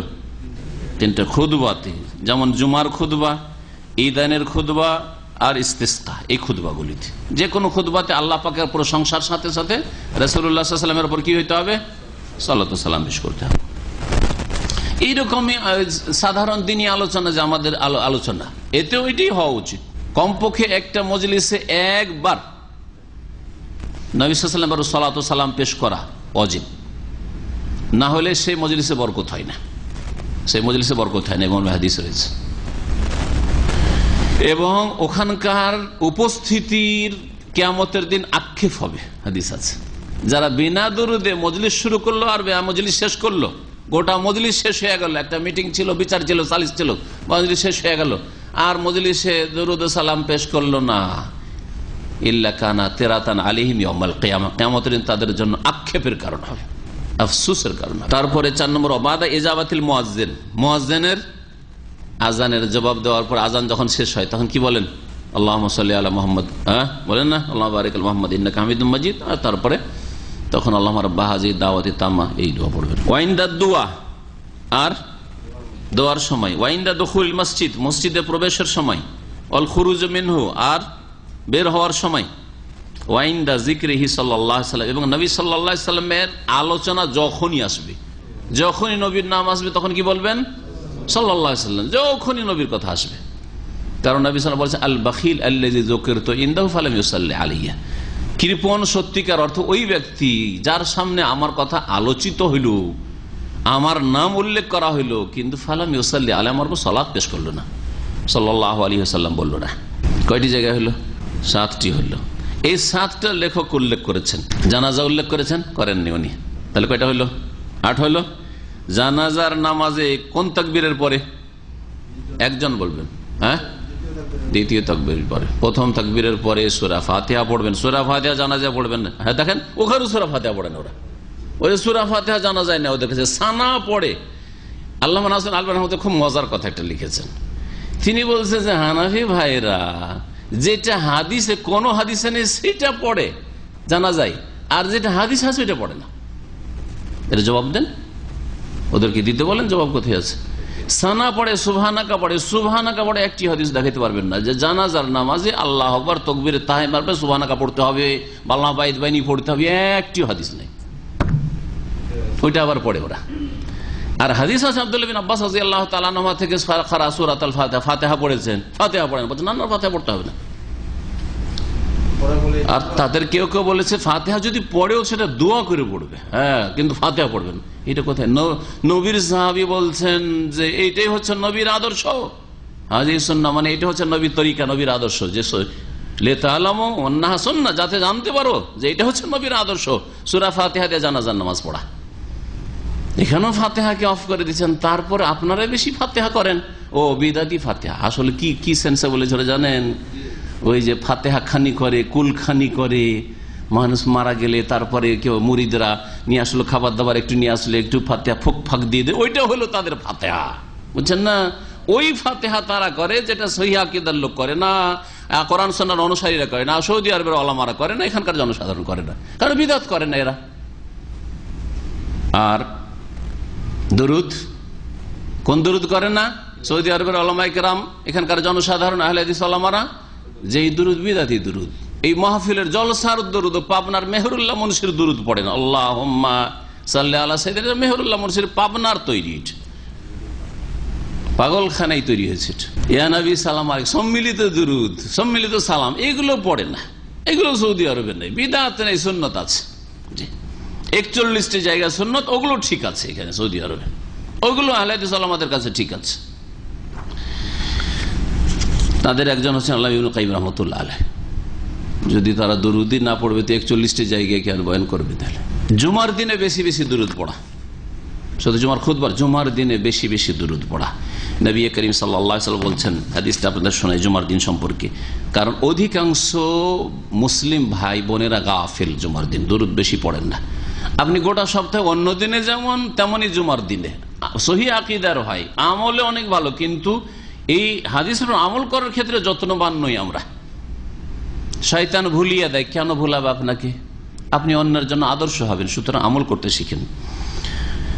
আওস বিন আওস রাদিয়াল্লাহু তাআলা আনহু থেকে বর্ণিত, তিনি বলেছেন কালা রাসূলুল্লাহ সাল্লাল্লাহু আলাইহি ওয়াসাল্লাম, রাসূলুল্লাহ বলেন ইন্না মিন আফযালি আইয়ামিকুম ইয়াউমাল জুমআহ, নিঃসন্দেহে সবচেয়ে উত্তম দিন হচ্ছে জুমার দিন। ফিহে খলিকা আদম, এই দিনে আদম আলাইহিস সালামকে সৃষ্টি করা হয়েছে। ওয়া ফিহে কবিজা, এই দিনে আদম আলাইহিস সালামের ইন্তেকাল হয়েছে। ওয়া ফিহি নাফাখাতু, আর এই দিনে জুমার দিনেই সিংগায় ফোঁক দেবেন ইসরাফিল আলাইহিস সালাম, কিয়ামতের যে সিংগায় ফুৎকার হবে।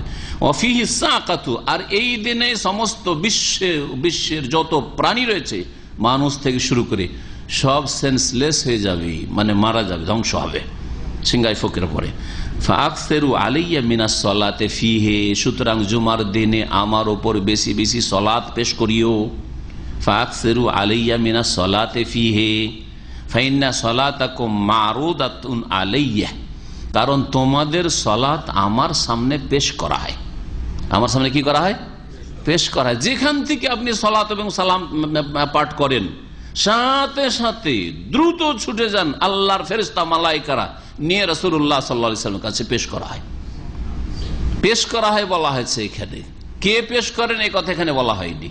সুনানে নাসাইতে হাদিস রয়েছে, আরো অনেক কিতাবে এই হাদিসটি রয়েছে, ইন্না লিল্লাহি মালাইকাতান সাইয়াহিনা ইউবাল্লিগুনি মিন উম্মতি আসসালাম, নিঃসন্দেহে আল্লাহ রাব্বুল আলামিনের ভ্রমণকারী অসংখ্য ফেরেশতা রয়েছেন, সারা দুনিয়া ঘুরে বেড়ায়, শুধু ঘুরে বেড়ায়, ভ্রমণ করে বেড়ায়, দেখে যে কোথায় সালাত ও সালাম পেশ করা হচ্ছে।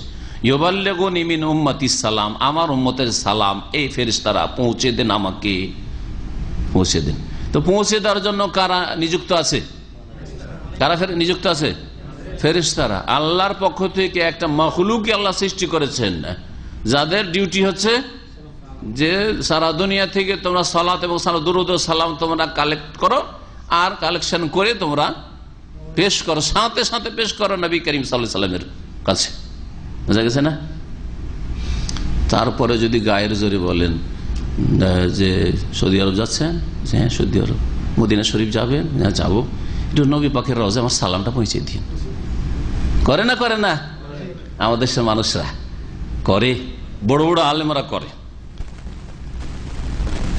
বরং না জানার কারণে একজন আহলে হাদিস আলেম আমাদের ডিস্ট্রিক্টের মদিনার আর একজন ছাত্র ছিল, সে আসছে দেশ থেকে, তার কাছ থেকে শোনা সরাসরি, যাকে যেই ছাত্রকে ওসিয়ত করছে। তো আর হেড মোদারেস আবার বুখারী পড়ায়, কিন্তু আমাদের দেশে সুন্নতের চর্চার অভাবের কারণে এই ভুলগুলি করে থাকে। বলছে যে বাবা তোমরা তো মদিনায় থাকছো, তো এক কাজ করিও, নবী পাকের কাছে যখন তোমরা সালাম পড়তে যাবে তো আমার সালামটা তুমি পেশ করে আমার সালামটা পৌঁছে দিও। পার্থক্য শুধু কি আছে যে এরা রওজা পাক কথাটি ব্যবহার করে না হয়তো হাদিসেরা, কিন্তু এইটা অনেকেই করে দেয় ভুল করে। আর বিদাতীদের লক্ষণ হচ্ছে রওজা পাকে কি করবে, আমার রওজা পাকে সালামটা, আমার সালাম পৌঁছে দিও নবী পাকের রওজায়। গজল আছে নবী পাকের রওজায়। রওজা কোন জায়গাটাকে বলে? কবরটাকে রওজা বলে না? তাহলে নবী পাকের কবরকে রওজা বলা এটাও তো বিদাতি ভাষা। এর আগে অনেকবারই এগুলো আলোচনা করা হয়েছে, অনেক নতুন ভাইরা আছেন, শুনবেন। শোনার প্রয়োজন রয়েছে, জানার প্রয়োজন রয়েছে, যাতে করে আপনাদের চেতনা জাগে। সংশোধনের প্রয়োজন রয়েছে, ইসলাহ করার প্রয়োজন রয়েছে। যেই দিন ধর্ম নামাজ পেয়েছেন অতটাই আমল করা যথেষ্ট, অধিকাংশ মুসলিমরা মনে করছেন যথেষ্ট নয়। মনে করছেন 5 ওয়াক্ত নামাজ পড়ি নাজাত পেয়ে যাবো, কিন্তু নামাজটা সহি হলো, নবীর তরিকাতেই হলো না, কোনো কাজ আসবে না।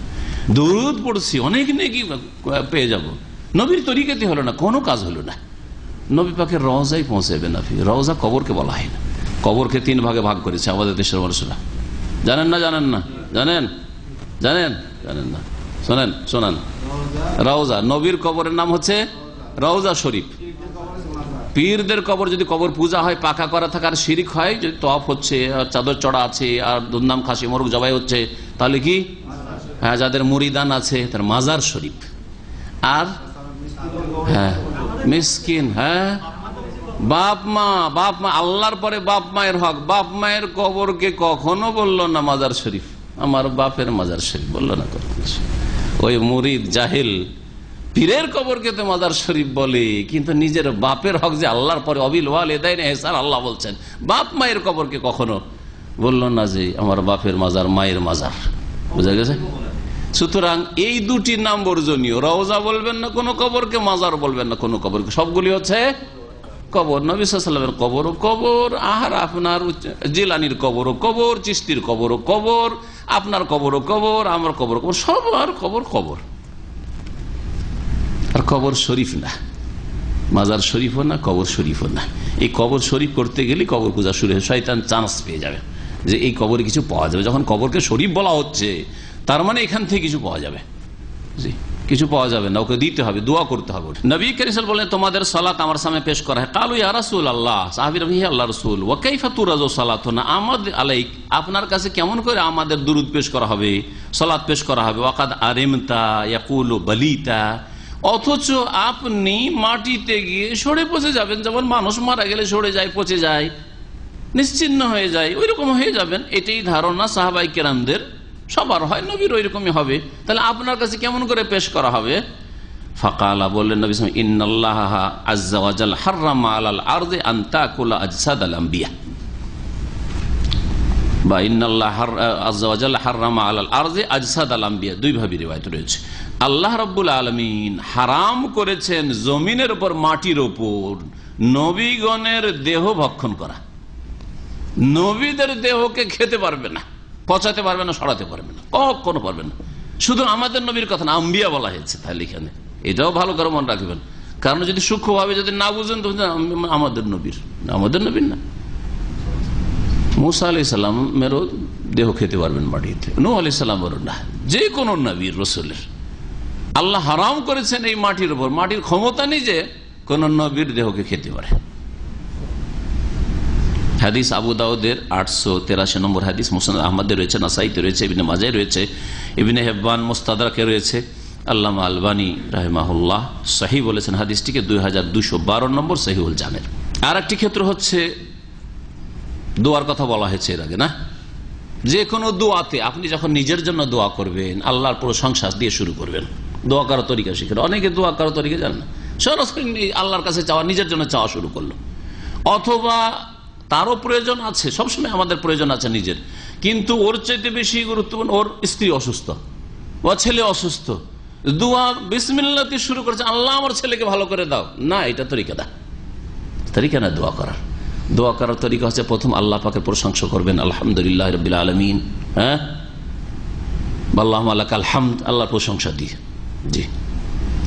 তারপরে নবীর ওপর সালাতু সালাম পেশ, ওয়াসসালাতু ওয়াসসালামু আলা রাসূলিল কারীম, জি হ্যাঁ, এটা করবেন। আর তারপরে আল্লাহর প্রশংসা হয়ে গেল, আল্লাহর হক আদায় করা হলো হামদুসানা, নবীর হক আদায় করা হলো যা আপনার উপর ছিল, সালাতু সালাম পেশ করে, দরুদ সালাম পেশ করে নবীর জন্য দোয়া করলেন, যেন আপনি নিজের জানের ওপর, প্রাণের ওপর, আপনার স্ত্রীর ওপর, আপনার ছেলে অসুস্থ রয়েছে, মেয়ে অসুস্থ রয়েছে, বাপ অসুস্থ রয়েছে, তার উপর আপনি প্রাধান্য দিয়েছেন রাসূলুল্লাহ সাল্লাল্লাহু আলাইহি সাল্লামকে। এইটা হচ্ছে এর অর্থ, এটা হচ্ছে এর অর্থ। রসুলের জন্য আগে দোয়া, তারপরে দোয়া যখন শুরু করবেন তখন এই করিয়েন না যে আল্লাহ আমার ছেলেটা অসুস্থ আছে, হাসপাতালে আছে, তাকে ভালো করে দাও। হ্যাঁ, আমাদের মুস্তাকিমের ছেলে অসুস্থ আছে, আল্লাহ যেন সেবা দান করেন। তো আবার সরাসরি শুরু করবেন না, কি করবেন? কোরআনে কি শিখেছে? হ্যাঁ, রব্বানা গফির লানা ওয়া লিইখওয়ানিনা আল্লাযিনা সাবাকুনা বিল ঈমান, আল্লাহ আমাদেরকে ক্ষমা করো, আগে আমাদের বলা হয়েছে, তারপরে ওয়া লিইখওয়ানিনা, তারপরে আমার ভাইদেরকে মাফ করো। দোয়াগুলি গভীরভাবে কোরআনে চিন্তা করে দেখবেন।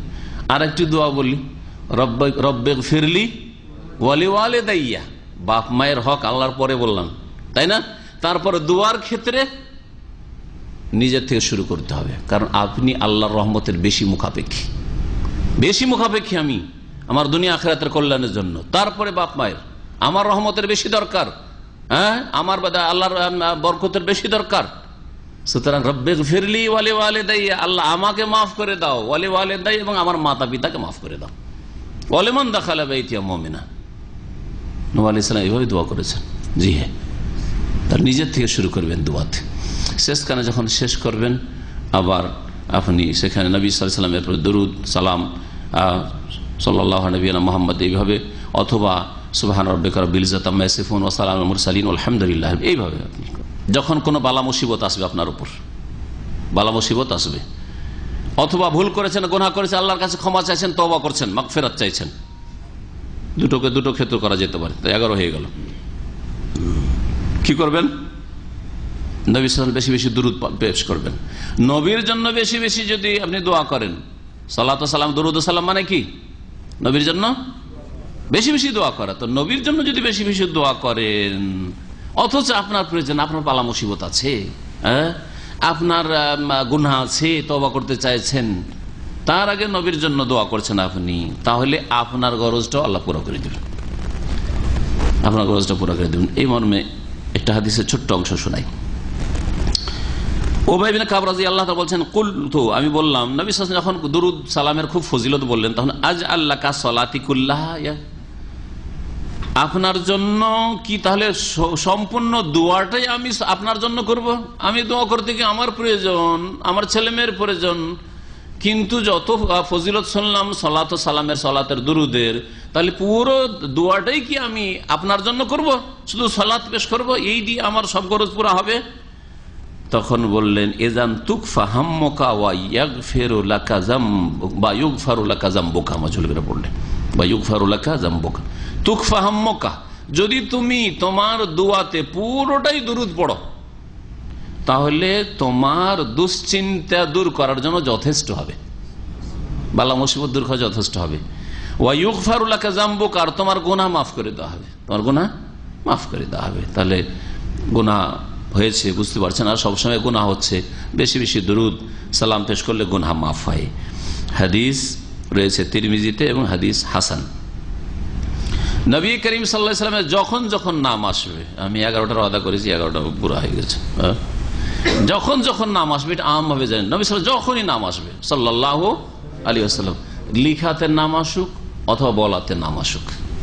মুহাদ্দিসিন কেরামদের যুগে কালির অভাব, কাগজের অভাব, কাগজ তখন এমন একটা যুগ ছিল তৈরি হয়নি, তারপরে আব্বাসী আমলে কাগজ প্রথম তৈরি হলো, পেপার তৈরি হলো, তারপরে মানুষের কত অভাব ছিল। প্রত্যেকটি হাদিসে দেখেন, পাণ্ডুলিপিও যদি খুলে দেখেন বুখারী মুসলিমের, তাতে দেখবেন কালা রাসূলুল্লাহ, প্রত্যেকটা হাদিসে কালা রাসূলুল্লাহ সাল্লাল্লাহু আলাইহি ওয়াসাল্লাম, শুধু সদ লিখে রেখে দেননি।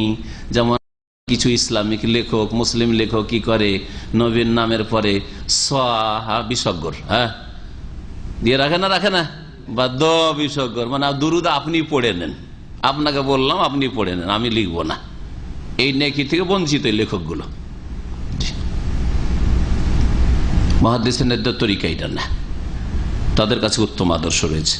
আর একটি জায়গায় বলে শেষ করে দিচ্ছি, সেটা হচ্ছে সকাল সন্ধ্যা 10 বার করে দুরুদ পাঠ করা।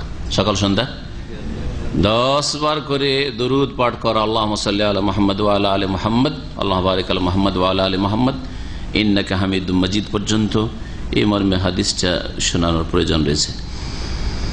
হাদিস হচ্ছে মান সাল্লা আলাইয়া হিনা ইউসবিহু আশারা ওয়া হিনা ইউমসি আশারা। নবী সাল্লাল্লাহু বলছেন, কেউ যদি আমার উপর সালাত পেশ করে সকালবেলা 10 বার আর সন্ধ্যাবেলা 10 বার, আদরাকাতহু শাফাআতি ইয়াউমাল কিয়ামা, কিয়ামতের দিন আমার শাফাত তাকে পাবেই পাবে, আমার শাফাত সুপারিশ সে হাসিল করবে। তাবরানীতে হাদিস রয়েছে আবু দারদা রাদিয়াল্লাহু তাআলা আনহু সাহাবী থেকে বর্ণিত। আল্লামা আলবানী হাদিসটিকে হাসান বলেছেন। সহিহুল জামের 6357 নম্বর হাদিস, 6357 নম্বর হাদিস। এছাড়াও যেমন বললাম যে মনে হয় 13টা বয়ান করলাম, কিন্তু রয়েছে কতটি জায়গা বললাম, 41টি জায়গা। যদি কাউকে দেখতে হয় তো জালাউল আফহাম কিতাব আল্লামা ইবনুল কাইয়িম রাহমাতুল্লাহ আলাইহি দেখে নিতে পারে। তারপরে বলছেন যে আল্লামা ইবনুল কাইয়িম রাহমাতুল্লাহ আলাইহি এই 41টি স্থান বা ক্ষেত্র উল্লেখ করার পরে নবীর ওপর সালাত ও সালাম পেশ করার, তারপরে দুরুদ সালাম পেশ করলে লাভ কি, ফলাফল কি উল্লেখ করে। সুম্মা যাকার রাহিমাহুল্লাহ আস-সামারাত তিল হাসিলাতা মিনাস সালাতি আলা নবী সাল্লাল্লাহু আলাইহি ওয়াসাল্লাম, নবী সাল্লাল্লাহু আলাইহি ওয়াসাল্লামের উপর সালাত পেশ করলে যেই ফলাফল পাওয়া যাবে, আপনি গুনাহগুণ পাবেন, সেটা কি? ফাযাকারা ফিহা 40 ফায়দা, 40টা লাভের দিক উল্লেখ করেছেন তিনি। 40 রকমের লাভ আছে, 40 রকমের লাভ আছে। মিনহা, তার মধ্যে একটি হচ্ছে ইমতিসাল আমরিল্লাহ সুবহানাহু বিযালিক, এই দুরুদ সালাম পেশ করার মাধ্যমে আপনি আল্লাহ রাব্বুল আলামিনের আদেশ পালন করলেন। আর আল্লাহর আদেশ পালন করা হচ্ছে ইবাদত, একটি ইবাদত করলেন আপনি, গুরুত্বপূর্ণ ইবাদত। ইয়া আইয়ুহাল্লাযীনা আমানু সাল্লু আলাইহি ওয়া সাল্লিমু তাসলিমা, আপনি সালাত ও সালাম পেশ করলেন। 2 নম্বর উপকারিতা হুসুল আশারা সালাওয়াতিম মিনাল্লাহি আলাল মুসাল্লি মাররা, একবার নবীর উপর দুরুদ সালাত সালাম পেশ করলে কি হয়? 10 বার আল্লাহর রহমত নাযিল হয়। একটা দিলেন 10 পেলেন, কে করবে না? কে করবে না বলেন? যদি কেউ টাকা ধার চায় যে ভাই তোমাকে জামানত দিচ্ছি, 1 টাকা ধার দিলে 10 টাকা পাবে, 1000 দিলে 10,000, 10,000 দিলে 10,000 ধার দিলে কত? 1 লাখ রিয়াল। তো কে ধার দেবেন না? আমিও দেব, আমিও দেবো ধার। 10,000, 1 লাখ তো জীবনে হয়তো একসাথে পাবো না। 10,000 ধার দিলেই 6 মাস হোক 1 বছরে যদি 1 লাখ পাওয়া যায়, যেমন তোর কথা নাকি? হ্যাঁ, আরে সুদ হবে সেজন্য তো করবো না। কিন্তু কথা হচ্ছে কেউ যদি স্বেচ্ছায় দেয়, সুদ হবে কখন? যদি আপনার লোভ থাকে আর যদি কন্ট্যাক্ট হয় তাহলে। কিন্তু অনেক সময় হয়তো কন্ট্যাক্ট নাই, লোভও নেই, কিচ্ছু নেই, কোনো আপনাকে কোনো ইশারা ইঙ্গিত করেনি, আর বেশি দেয়, তো শরীয়তের বৈধতা আছে, যেটা অনেকে করেন না। 10 বছর টাকাটা রাখলো আর 10 বছর পর আপনার টাকার মূল্য একেবারে 10 ভাগের 1 ভাগে এসছে। 1 লাখ টাকার মূল্য 10 বছর আগে যা ছিল, এখন 1 লাখ টাকার মূল্য 10,000, 5,000ও নাই। জমি জায়গা কিনতে যান ঢাকা, রাজশাহীতে বা বড় শহর করে, তখন বুঝতে পারবেন যে সুবহানাল্লাহ 10 বছর আগে কি রেট ছিল আর এখন কি রেট। তো বোঝা যাচ্ছে না এতে? তাহলে টাকা আপনি আমার 10 বছর ফেলে রাখেন আপনার কাছে, আর 10 বছর ফেললেন কত টাকা? ওই যে 1000 রিয়াল নিয়েছিলাম আপনার কাছে 10 বছর আগে, জাযাকাল্লাহ খের, কমপক্ষে ফিরিয়ে তো দিলেন 10 বছর পরে, অনেকে ফিরিয়েও দেয়নি। তো একবার নবীর ওপর দুরূদ পেশ করলে 10 বার রহমত, কত লাভ। ওমিনহা, 3 নম্বর উপকারিতা, রাজা এজাবাতি দুয়া, দুয়া কবুল হওয়ার আশা করা যায়। আপনার দোয়া কবুল হচ্ছে না, বেশি বেশি দুরূদ পড়েন, দোয়া কবুল হবে না? মানে বেশি বেশি দুরূদ পড়েন, দোয়া কবুল হবে, অবশ্যই দোয়া কবুল হবে। আল্লাহ তোমার নবীর জন্য আমি দোয়া করছি, নবীর জন্য ওইটা তো কবুল হবে, ওইটা কবুল হলে আমারটা আল্লাহ রিজিক করে দিবেন। আরে নবীর জন্য ওইটা কবুল করেন, অর্ধেকটা কবুল করবেন, আর যখন আমার ছেলের জন্য দোয়া করবেন, আপনার ছেলের জন্য দোয়া করবেন, আপনি তখন ওইটা রিজিকটা তোরটা নিব না বলবেন? হ্যাঁ, আল্লাহকে আমার মতো আপনার মতো সংকীর্ণ নাকি? হ্যাঁ, আল্লাহ রহমত ওয়াসি, রাহমাতি ওয়াসিআত কুল্লা শাই। ইযা কাদ্দামাহা মামাহু, যখন দরুদকে পেশ করবে তার সামনে, এই দুয়ার সাথে সাথে পেশ করবে। ওয়ামিনহা আন্নাহা সাবাবুল লিশাফাআতি সাল্লাল্লাহু আলাইহি ওয়াসাল্লাম। আর দরুদের আরেকটি ফায়দা হচ্ছে যে নবী সাল্লাল্লাহু আলাইহি ওয়াসাল্লামের শাফাআত, সুপারিশ যদি কিয়ামতের দিন চান যে নবীর সুপারিশে শাফাআতে জান্নাতে যাব, তাহলে বেশি বেশি দরুদ পাঠ করেন, যেটা হাদিসে আসলো, তাই না? ইযা কারানাহা বিসাওয়ালিল ওয়াসিলাতি লাহু সাল্লাল্লাহু আলাইহি ওয়াসাল্লাম, যেমন এতে রয়েছে আজানের পরে যখন দোয়া পড়বেন, আল্লাহুম্মা রাব্বা হাযিহি দাওয়াতি তাম্মা ওয়াস সালাতিল কায়মাতি মুহাম্মাদিন ওয়াসিলাতুল ফাযিলা ওয়া বাসুহু মাকামান মাহমুদা আল্লাযী ওয়াদা, ওর সাথে সাথে সুম্মা সাল্লু আলাইহি, যদি সালাত পেশ করেন তাহলে কি হবে? হাল্লাত লাহু শাফাআতি, হাদিসে রয়েছে আমার জন্য কি হবে? তার জন্য আমার সুপারিশ তার জন্য অবধারিত হয়ে যাবে, ওয়াজিব হয়ে যাবে। ওমিনহা আন্নাহা সাওয়াবুল লিগফরানিয যুনুব। আর একটি ফায়দা হচ্ছে, কয় নম্বর এটা? 5 নম্বর। সেটা হচ্ছে যে দরুদ সালাম, দরুদ পাঠ করলে গুনাহ মাফ হয়। দরুদ পাঠ করলে কি হয়? নবীর জন্য, নবীর মর্যাদা উঁচা করার জন্য আপনি দোয়া করছেন, তো আল্লাহ আপনার গুনাহ মাফ করবেন না? অবশ্যই গুনাহ মাফ করবেন, গুনাহ মাফ হয়। হাদিসটা, যে হাদিসটা একটু আগে পেশ করলাম তাতে রয়েছে তুকফা হাম্মুকা ওয়া ইগফার লাকা যামবুকা। জি। ওয়া মিনহা, আরেকটি উপকারিতা, 7 নম্বর না? আন্নাহা সাওয়াবুন লিরাদ্দিন নবী সাল্লাল্লাহু আলাইহি ওয়াসাল্লাম আলাল মুসাল্লি ওয়াল মুসাল্লিম আলাইহি। যদি কেউ নবী সাল্লাল্লাহু আলাইহি ওয়াসাল্লামের উপর সালাত ও সালাম পেশ করে, তো নবী সাল্লাল্লাহু আলাইহি ওয়াসাল্লাম তার রদ করেন, জবাব দেন। এই মর্মে একটি হাদিস রয়েছে, যে হাদিসটাকে সহিহ বলা হয়েছে, কিন্তু কেমন ভাবে জবাব দেন, কেমন ভাবে জবাব দেন তার ধরন জানা নেই, কারণ সেটা পারলৌকিক বিষয়। কোন বিষয়? আখিরাতের বিষয়। আখিরাতের বিষয় উপলব্ধি করা যাবে না। যখন মাইয়াতকে কবর রেখে চলে আসেন, আর কবর রেখা ওয়াতাওয়াল্লা আনহু আসহাবু, সাথী সঙ্গীরা যখনই ওখান থেকে কেটে পড়তে লাগে, আতাহু মালাকানে, 2 ফেরেশতা আসে না, আসে না? ফায়ুজুলিসানিহি, আর উঠিয়ে বসিয়ে দেয়। ফায়াকুলানি লাহু, আর বলতে লাগে মান রব্বুকা, তোমার রব কি? জিজ্ঞেস করে না, করেন না? বুঝতে পারেন? বুঝতে পারেন? বললে যে মাটি দেবো না, যখনই মুনকার নাকির সওয়াল করে, বাপকে মাটি দেবো না, চোখের সামনে রাখবো, দেখি, বা আমি কবরটাকে খুলে বসে থাকবো, যে দেখে রেখে বসে থাকবো, যে কখন মুনকার নাকির সওয়াল একটু দেখবো বা শুনবো, একটু শুনতে পাবেন, টের পাবেন, নড়াচড়া বুঝতে পারবেন।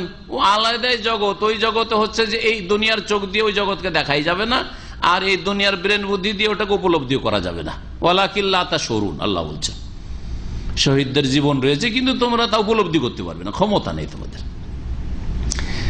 তো যদি কবরের অবস্থা আপনি যে কোনো মানুষের উপলব্ধি করতে পারছেন না, কারো আযাব হচ্ছে, আরো যখন মানুষ মারা যায়, যদি নেক লোক হয় তো বলছে কদ্দিমুনি কদ্দিমুনি, তাড়াতাড়ি আমাকে পৌঁছে এসো, তাড়াতাড়ি পৌঁছে এসো, বলতে থাকে। শুনতে পান? কেউ শুনতে পাবেন না। তাড়াতাড়ি পৌঁছে এসো, রাখছো কেন? এরকম ওই ছেলে আসছে, ও বিদেশ থেকে আসছে, সৌদি আরবে আছে, কালকে আসবে, থাক আজকে, ইত্যাদি ইত্যাদি, ওই শহরে আছে, আসবে না, কদ্দিমুনি, তাড়াতাড়ি রেখে আসো, কষ্ট হচ্ছে আমার, কিছুই শুনতে পান না। আর অসৎ লোক যদি হয়, ইয়া ওয়াইলাতা, হাই দুর্ভোগ, হাই সর্বনাশ, আইনা তাযহাবুন নবী, কোথায় আমাকে নিয়ে যাচ্ছ? না, আমাকে নিয়ে যেও না, আমি যাবো না বলে। শুনতে পান? শুনতে পান?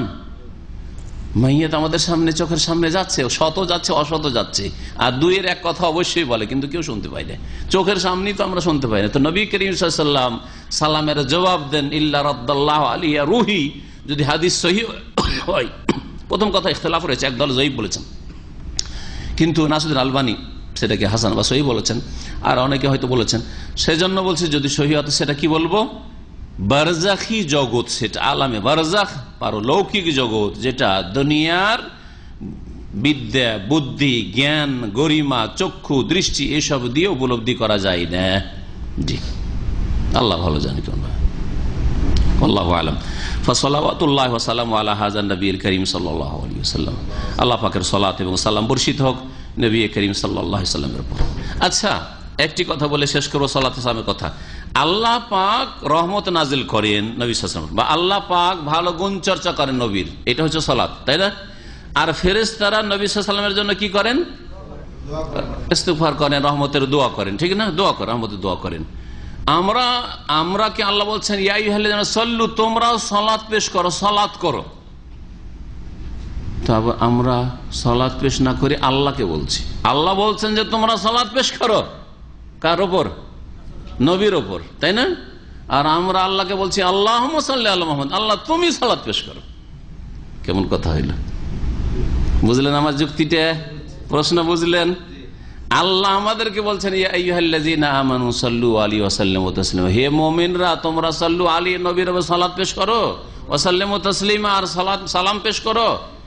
আর আমরা তখন বলছি হ্যাঁ আল্লাহুম্মা সাল্লি আলা মুহাম্মদ, হে আল্লাহ তুমি সাল্লি আলা মুহাম্মদ, তুমি মুহাম্মদের উপর রহম করো। কেমন কথা হইল?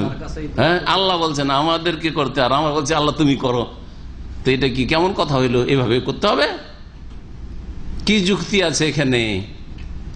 একটা রহস্য আছে, বুঝেন ভালো করে। আল্লাহ আমাদেরকে বলছেন যে সালাত পেশ করো নবীর ওপর, তখন আমরা যেন বলছি আল্লাহ সালাতের মালিক তো তুমি, রহমতের মালিক তুমি, বরকতের মালিক তুমি, বরকত তোমার কাছে, রহমত তোমার কাছে, শান্তি তোমার কাছে। সুতরাং আল্লাহুম্মা সাল্লি আলা মুহাম্মদ, আল্লাহ রহমত বর্ষণ করো, বরকত নাজিল করো, শান্তি বর্ষণ করো মুহাম্মদ সাল্লাল্লাহু আলাইহি ওয়াসাল্লামের উপর। আমাদের কাছে কিছু না, আমাদের কাছে তোমার কাছে চাওয়া ছাড়া কোনো উপায় নেই, মিসকিন। বুঝতে পেরেছেন? জি হ্যাঁ। সালাতে দুরুদের কথা যখন আসলো তখন আর একটি কথা গুরুত্বপূর্ণ শুনে রাখেন। নবী করিম সাল্লাল্লাহু আলাইহি ওয়াসাল্লাম সালাত কেন পেশ করতে বলা হয়েছে? এতে তৌহিদের শিক্ষা রয়েছে, আল্লাহর একত্বের শিক্ষা রয়েছে। নবীর ওপর যখন সালাত ও সালাম পেশ করতে বলা হয়েছে, তার মানে নবীও আল্লাহর রহমতের আর আল্লাহর পক্ষ থেকে শান্তির, আল্লাহর পক্ষ থেকে বরকতের মুখাপেক্ষী।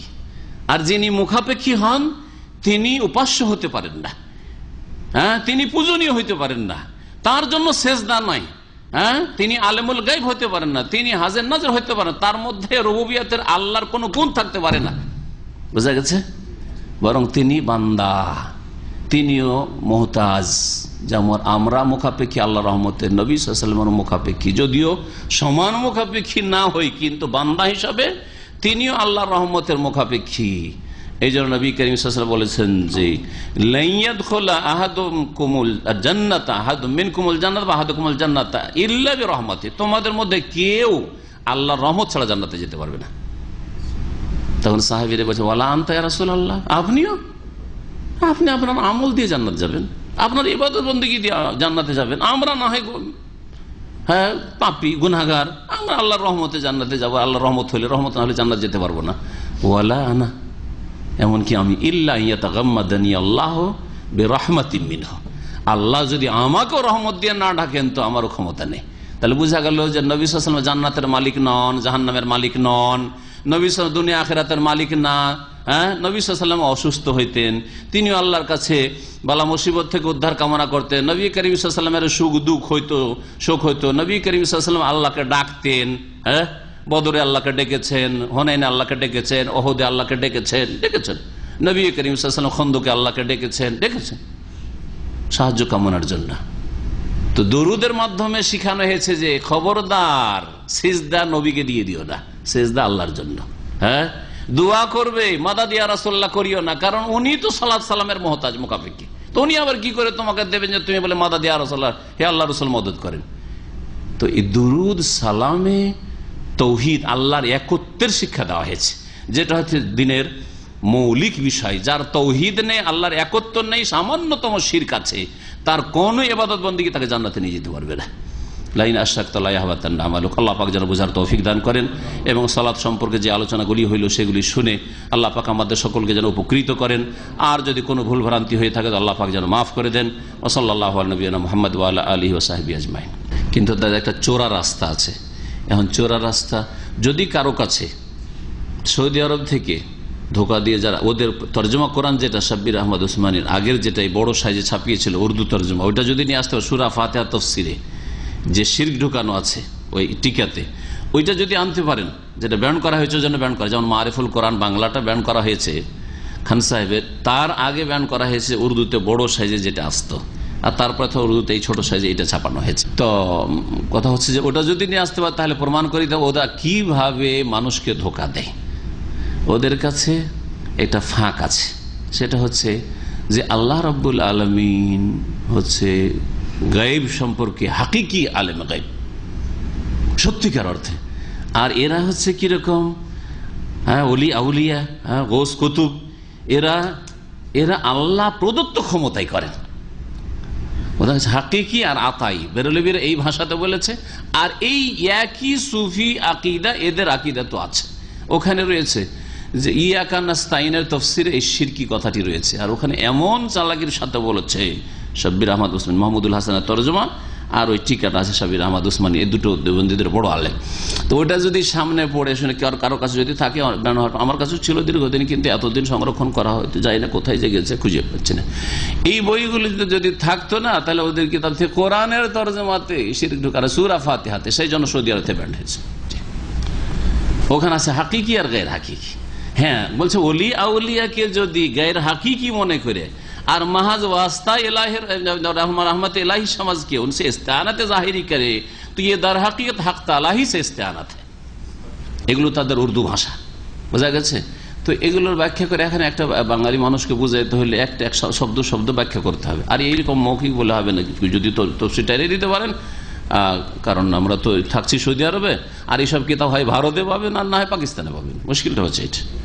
হ্যাঁ, আকাবিরিন, যার ফলে ওদের কাছে আছে কি, কোন জাতি যদি ওয়াহদাতুল ওজুদ অস্বীকার করে থাকে, হাকিকি ওয়াহদাতুল ওজুদ না, যিনি আল্লাহ তিনি কি বলছে সৃষ্টি বা তারাই সৃষ্টি আল্লাহ একবারে হাকিকি এক না, ওইটা নয়, কিন্তু গায়ের হাকিকি মাজাজি এক, হাত পা হয়ে যায়, এই হয়ে যায়, সে হয়ে যায় ইত্যাদি করে জাতিকে গোমরাহ করা। হাকিকি আর গায়ের হাকিকির শুধু শব্দের পার্থক্য, কিন্তু তাদের কাছে আল্লাহ এবং সৃষ্টিতে কোনো পার্থক্য নেই। তাদের কাছে তৌহিদ মানে হচ্ছে ওয়াহদাতুল ওজুদ,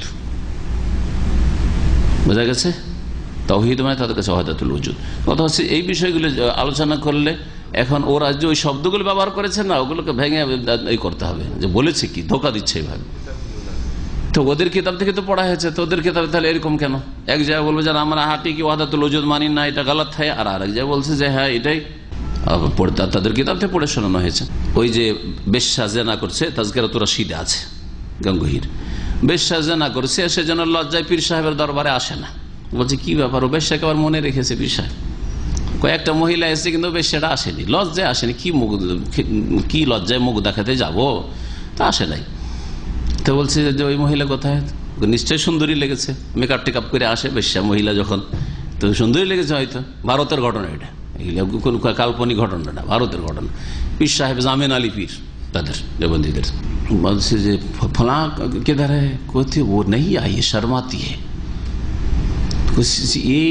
এই মুখ কি করে দেখাবো পীর সাহেবকে? কেন, কি জন্য? বলছে যে যেহেতু ওই পেশা করে, হ্যাঁ দেহ ব্যবসা করে, সেই জন্য। বলছে যে ওর দোষটাই কি? আরে করনেওয়ালা ও তো করনেওয়ালা करानेवाला कौन है, वो तो वही है। এটার মানে কি? करनेवाला और करानेवाला कौन है মানে ওর কিসের দোষ? ও তো ওই है। এর মানে কি হয়? সব দোষ আল্লাহর, আল্লাহ মানে ওই মহিলার মধ্যে আল্লাহ আছে, এটি তো ওয়াহদাতুল ওজুদ। তো তাদের কিতাবে তো এইসব আছে, বোঝা গেছে। এখন পাতা নম্বর দিয়ে দেখতে চান তো উর্দুর যারা স্পেশালিস্ট বক্তা এগুলোর, তৌসিফুর রহমানের বক্তব্য শুনেন, মেহরাবানির বক্তব্য শুনেন, তাহলে পাবেন। এই যে বেশ্যার ঘটনা, তাজকিরাতুর রাশিদ কয়েক খন্ডের কিতাব, মোটা মোটা কিতাব, জি, ভারতে ছাপছে বা পাকিস্তানে ছাপছে তাজকিরাতুর রাশিদ। হ্যাঁ, আচ্ছা আচ্ছা আচ্ছা, আমি ও পৃষ্ঠা নম্বর বলেছি, তখনকার নোট আজকে থেকে 10 বছর আগে হয়তো আলোচনা করেছি, এখন তো আর ওইসব মনে নেই।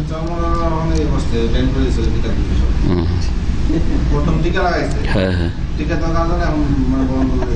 যাক কিছুটা তো হোক, অন্তত মানুষ গুমরাহি থেকে বাঁচুক। হ্যাঁ কি ধীরে ধীরে ধীরে ধীরে ধীরে ধীরে ধীরে ধীরে শুন।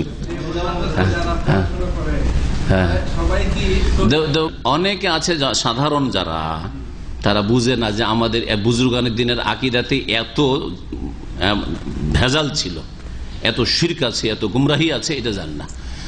আর অনেকে আছে জানে কিন্তু অন্ধভক্ত, আরে এত বড় বুজুর্গ ভুল করতে পারে, হয়তো অন্য কোনো উদ্দেশ্যে বলেছে, কোনো বাড়াবে আলহামদুলিল্লাহ বলে, একটু কম করে বলেছে। শেখ তাওসিফুর রহমান এরা উর্দু বক্তাগুলো যেভাবে বলেছে, ওর সাথে মেলা কম করে বলেছে, মেলা কম করে বলেছি, বোঝা গেছে। এখনো আরে আমাদের এখানে মুখলিসুর রহমানের কাতিফে থাকতো, মুখলিসুর রহমান যে দেওবন্দ মাদ্রাসায় পড়া ছাত্র, সে যেভাবে বলেছে এখানে একবার নিয়ে এসে ওর মুখ দিয়ে বলেছিলাম, তো ওইভাবে তো আমি বলিনি, কারণ ও পড়েছে প্রতিদিন সকালে কবরের কাছে ভিড় ভাড় হয়, পরীক্ষার সময় আরো ভিড় বেড়ে যায় কবরের কাছে দেওবন্দের। কেন? বলছে যে ওই কবর বুজুর্গানের দিনের কবরের কাছে গেলে অন্তর আলোকিত হয়ে যায়, হ্যাঁ ফায়েজ চলে আসে, এলেম সব খুলে যায়, বুকে সব চলে আসে। এটা বড় শিরক না? যদি আপনি জান এখান থেকে যে মদিনা যাচ্ছি, নবীর কবর কাছে দাঁড়াবো, তা আমার অন্তর খুলে যাবে, আর যা শুনবো সব মুখস্থ থাকবে। শিরকি আকীদা না? নবীর কাছ থেকে পাবেন না আল্লাহর কাছে পাবেন? মুসাও তো বলছে রব্বে ইশরাহ লি সাদরি, আল্লাহ আমার অন্তর তুমি খুলে দাও। এই কথা বলেননি যে হ্যাঁ নূহ আলাইহিস সালাম আমার চেয়ে বড়, ইব্রাহিম আমার পূর্বপুরুষ বড়, আমার বাপ, সুতরাং আমার বাপ মানে পূর্বপুরুষ বাপ। তো ইব্রাহিম আলাইহিস সালামের বংশের মুসা আলাইহিস সালাম বলেননি যে এই বাবা ইব্রাহিম আমার অন্তরটা খুলে দাও, বা বাবা ইব্রাহিমের কবর কাছে গিয়ে একটু যাই, চোখটা বন্ধ করি, মোরাকাবা করি, আমার অন্তর খুলে যাবে, এলেম হয়ে যাবে। তো বলেন না রব্বি ইশরাহ লি সাদরি ওয়া ইয়াসসির লি আমরি ওয়াহলুল উকদাতাম মিন লিসানি। রবকে বলেছেন, আল্লাহকে বলেছেন, কোথায় পেলে এগুলো? তো যাই হোক, আল্লাহ পাক হেফাজত করে, আল্লাহ হেফাজত করে। দেওবন্দি আকীদাটা শুনবেন, আবার কথা বলছে গেছে, স্বপ্নের ধর্ম শুনবেন, এগুলো গাড়িতে দিয়ে শুনবেন। ইব্রাহিম বলে একটা ছাত্র বাংলাদেশে দেওবন্দে পড়তো, আর দেওবন্দ মাদ্রাসা থেকে আমাকে টেলিফোন করতো মাঝে মাঝে রাত 12টায়। আমি ওর ভয়ে মাঝে মাঝে উঠাইতাম না, কি জানি ওর সাথী সঙ্গী জানিলে কি একটা মিথ্যা অপবাদ দিয়ে বের করে দিই। ওরা করে এরকম, যদি দেখে যে আমাদের এতরাজ করে, যখন এতরাজ করে জবাব দিতে পারে না, আমাকে টেলিফোন করে যে এইরকম। তা আমি দেখি যে এই ছেলেটার আবার অসুবিধা না হয়, যার ফলে মাঝে মাঝে টেলিফোন উঠাইতাম না। আমার তুমি ফিরে আসো, আমার না ফিরে আছি, তখন হয়তো টেলিফোন উঠাইতাম। চিন্তা করতাম যে এই সময়গুলোতে যদি সাথী সঙ্গী জানে, আমার এই ইতিহাস জানা আছে, যদি দেখে যে কেউ এতরাজ করছে বা কেউ যদি একটু এইরকম আপত্তি তুলে দলিল চাই, তাহলে ওর উপর কোনো মিথ্যা একটা কেস ফেস সাজিয়ে ওকে মাদ্রাসা থেকে বের করার চেষ্টা করে। মাদ্রাসা থেকে বের করার জন্য ষড়যন্ত্র মাদ্রাসার ছাত্র করে, আশ্চর্য হয়ে যাবেন। এই হজে গিয়ে এক ছেলের বাপ আবার সামনে বয়ান করলো, এক মাদ্রাসার ফার্স্ট বয় ছেলে, গোটা মাদ্রাসায় ফার্স্ট হয়, এখন ও হিংসা হয়ে গেল জাতীয়, তারা ওকে থাকতে দেবো না, এইখান থেকে যদি ফার্স্ট হয়ে সার্টিফিকেট নিয়ে বেরোয় তো ও মদিনা চলে যাবে, একে যেতে দেবো না, বা ও ভালোই করবে না, এখান থেকে সার্টিফিকেট নিতে দেবো না। রাত্রে হঠাৎ করে 10 জন 12 জন ছেলেতে যুক্তি ষড়যন্ত্র করেছে, চোর চোর চোর চোর চোর চোর চোর চোর চোর করে, তখন হয়ে করে খোঁজাখুঁজি করছে, সবাই ঘুমিয়ে আসে, সব লাফিয়ে উঠেছে। ওই ছেলেটাও লাফিয়ে উঠছে, ও তো ওর খবরই নেই, ওর ফেরেশতা জানে না যে কি হচ্ছে না হচ্ছে, ও লাফ দিয়ে উঠেছে, ও যাচ্ছে কি ব্যাপার, বলছে ইয়ে চোর হ্যাঁ। যে ওকে ধরে একেবারে গণপিটুনি, ছাত্ররা মারতে শুরু করেছে, মেরে নিয়ে গিয়ে টিচারের সামনে হাজির করে, এই যে চোর ধরা পড়েছে, আমার পকেট থেকে টাকা নিচ্ছিল, আর এই টাকা নিয়ে পালিয়েছে, ধরেছি।